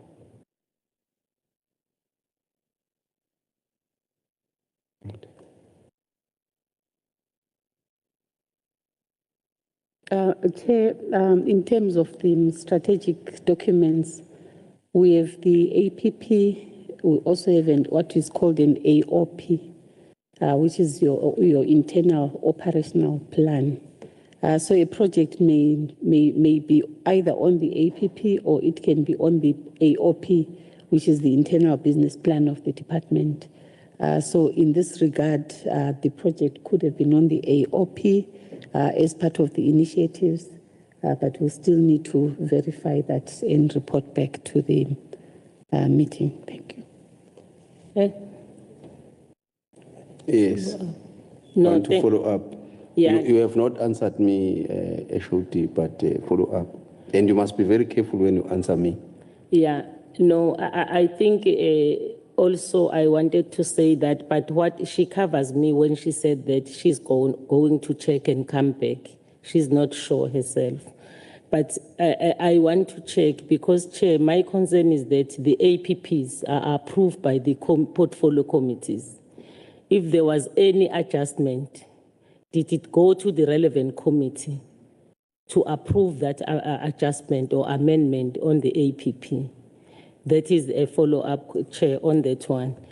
But my last question, Chair, I think I missed it when the Honorable MEC was presenting here.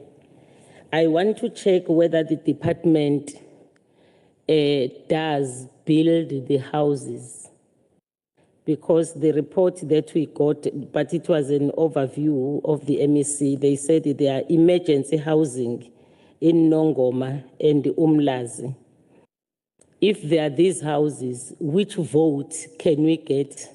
Not vote, which program and the budget can we get those emergency housing that are being built? Because I'm not sure whether it is part of the competency of the department. Maybe if we can be told when does the department deals with the building of housing. Thanks. ZRHT.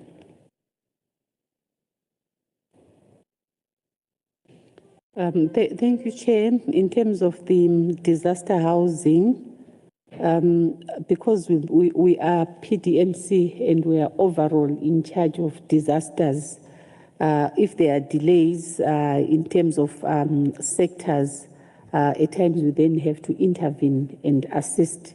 In this particular case of these disaster houses, I think they are in Nongoma and Umlazi.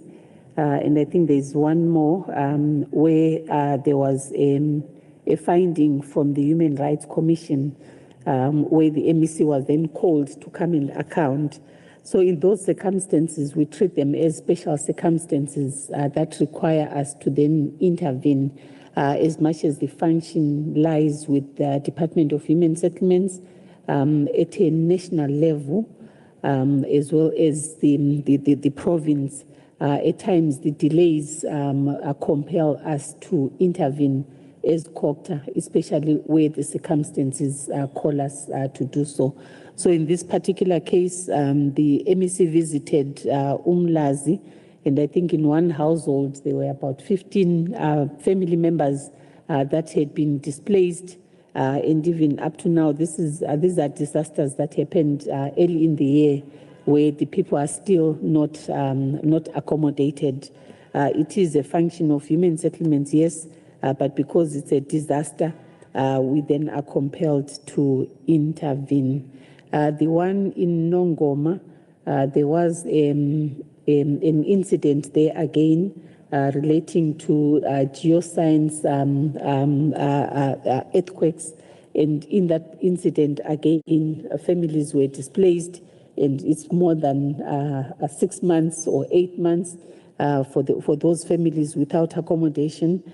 So it's something that the MEC felt he needed to intervene, as disaster management is a function of COGTA. Thank you. In conclusion? No, Chair, in conclusion, I was checking the budget. You pressed there. Yes. Thank you, Chair. I'm using the mouse, Chair. No, I was checking where did the budget came from. Where did the budget comes from? For those, is it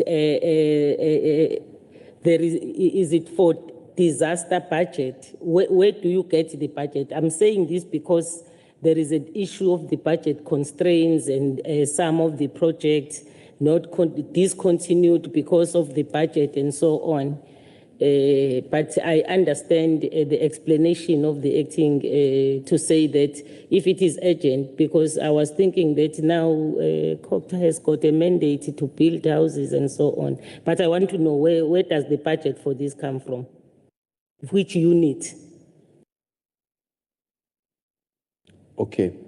Yeah. If ZRHT you are not sure, it's okay.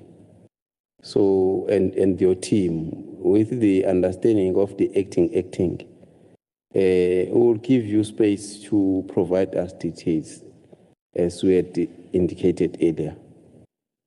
But I'm not preempting that you would not answer.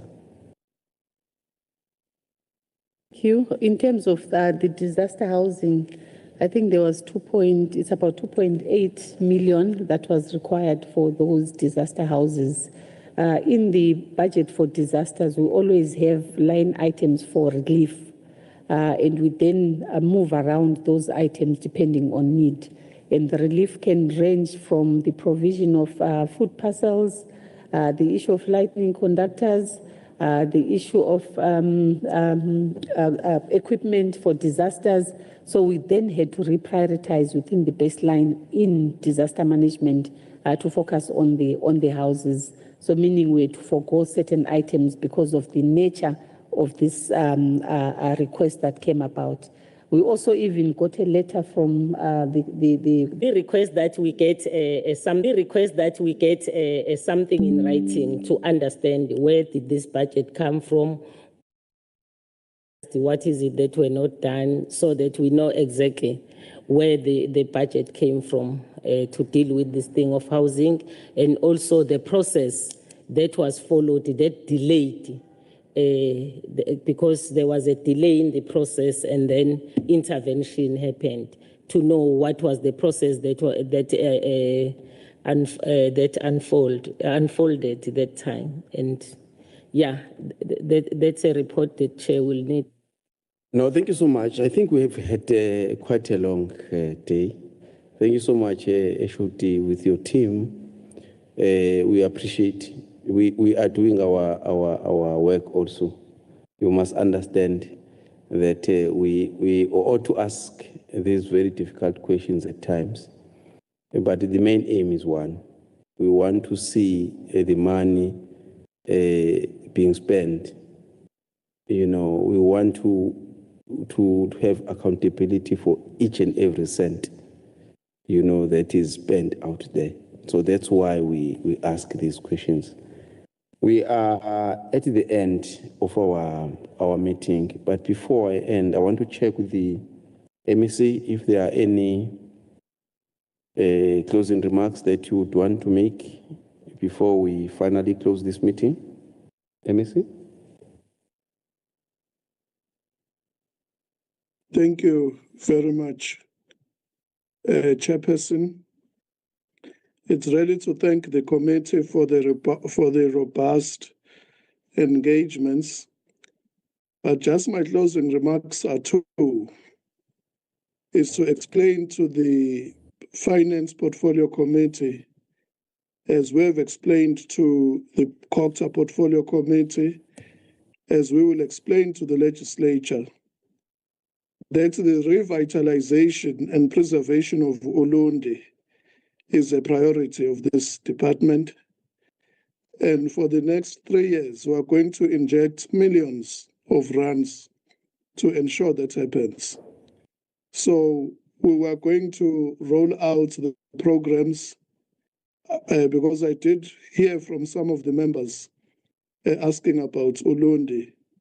It's just to reassure the committee that it's high on the priority of this department that Ulundi is revitalized.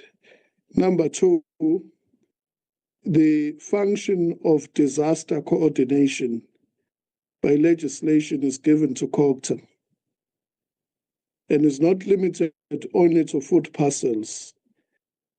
It includes emergency housing, it includes emergency relief, and these houses that we will be building in Nongoma and Umlazi is part of the response given to us by the Constitution of disaster coordination. But we really thank the robust engagement and hope that next time one can join the meeting physically so that we engage in some of the very important issues which the committee was raising. Thank you very much, Chairperson. No, thank you so much. We would love to have a physical engagement also ourselves. That's why we send the invitation very early so that you are here when we engage on these issues.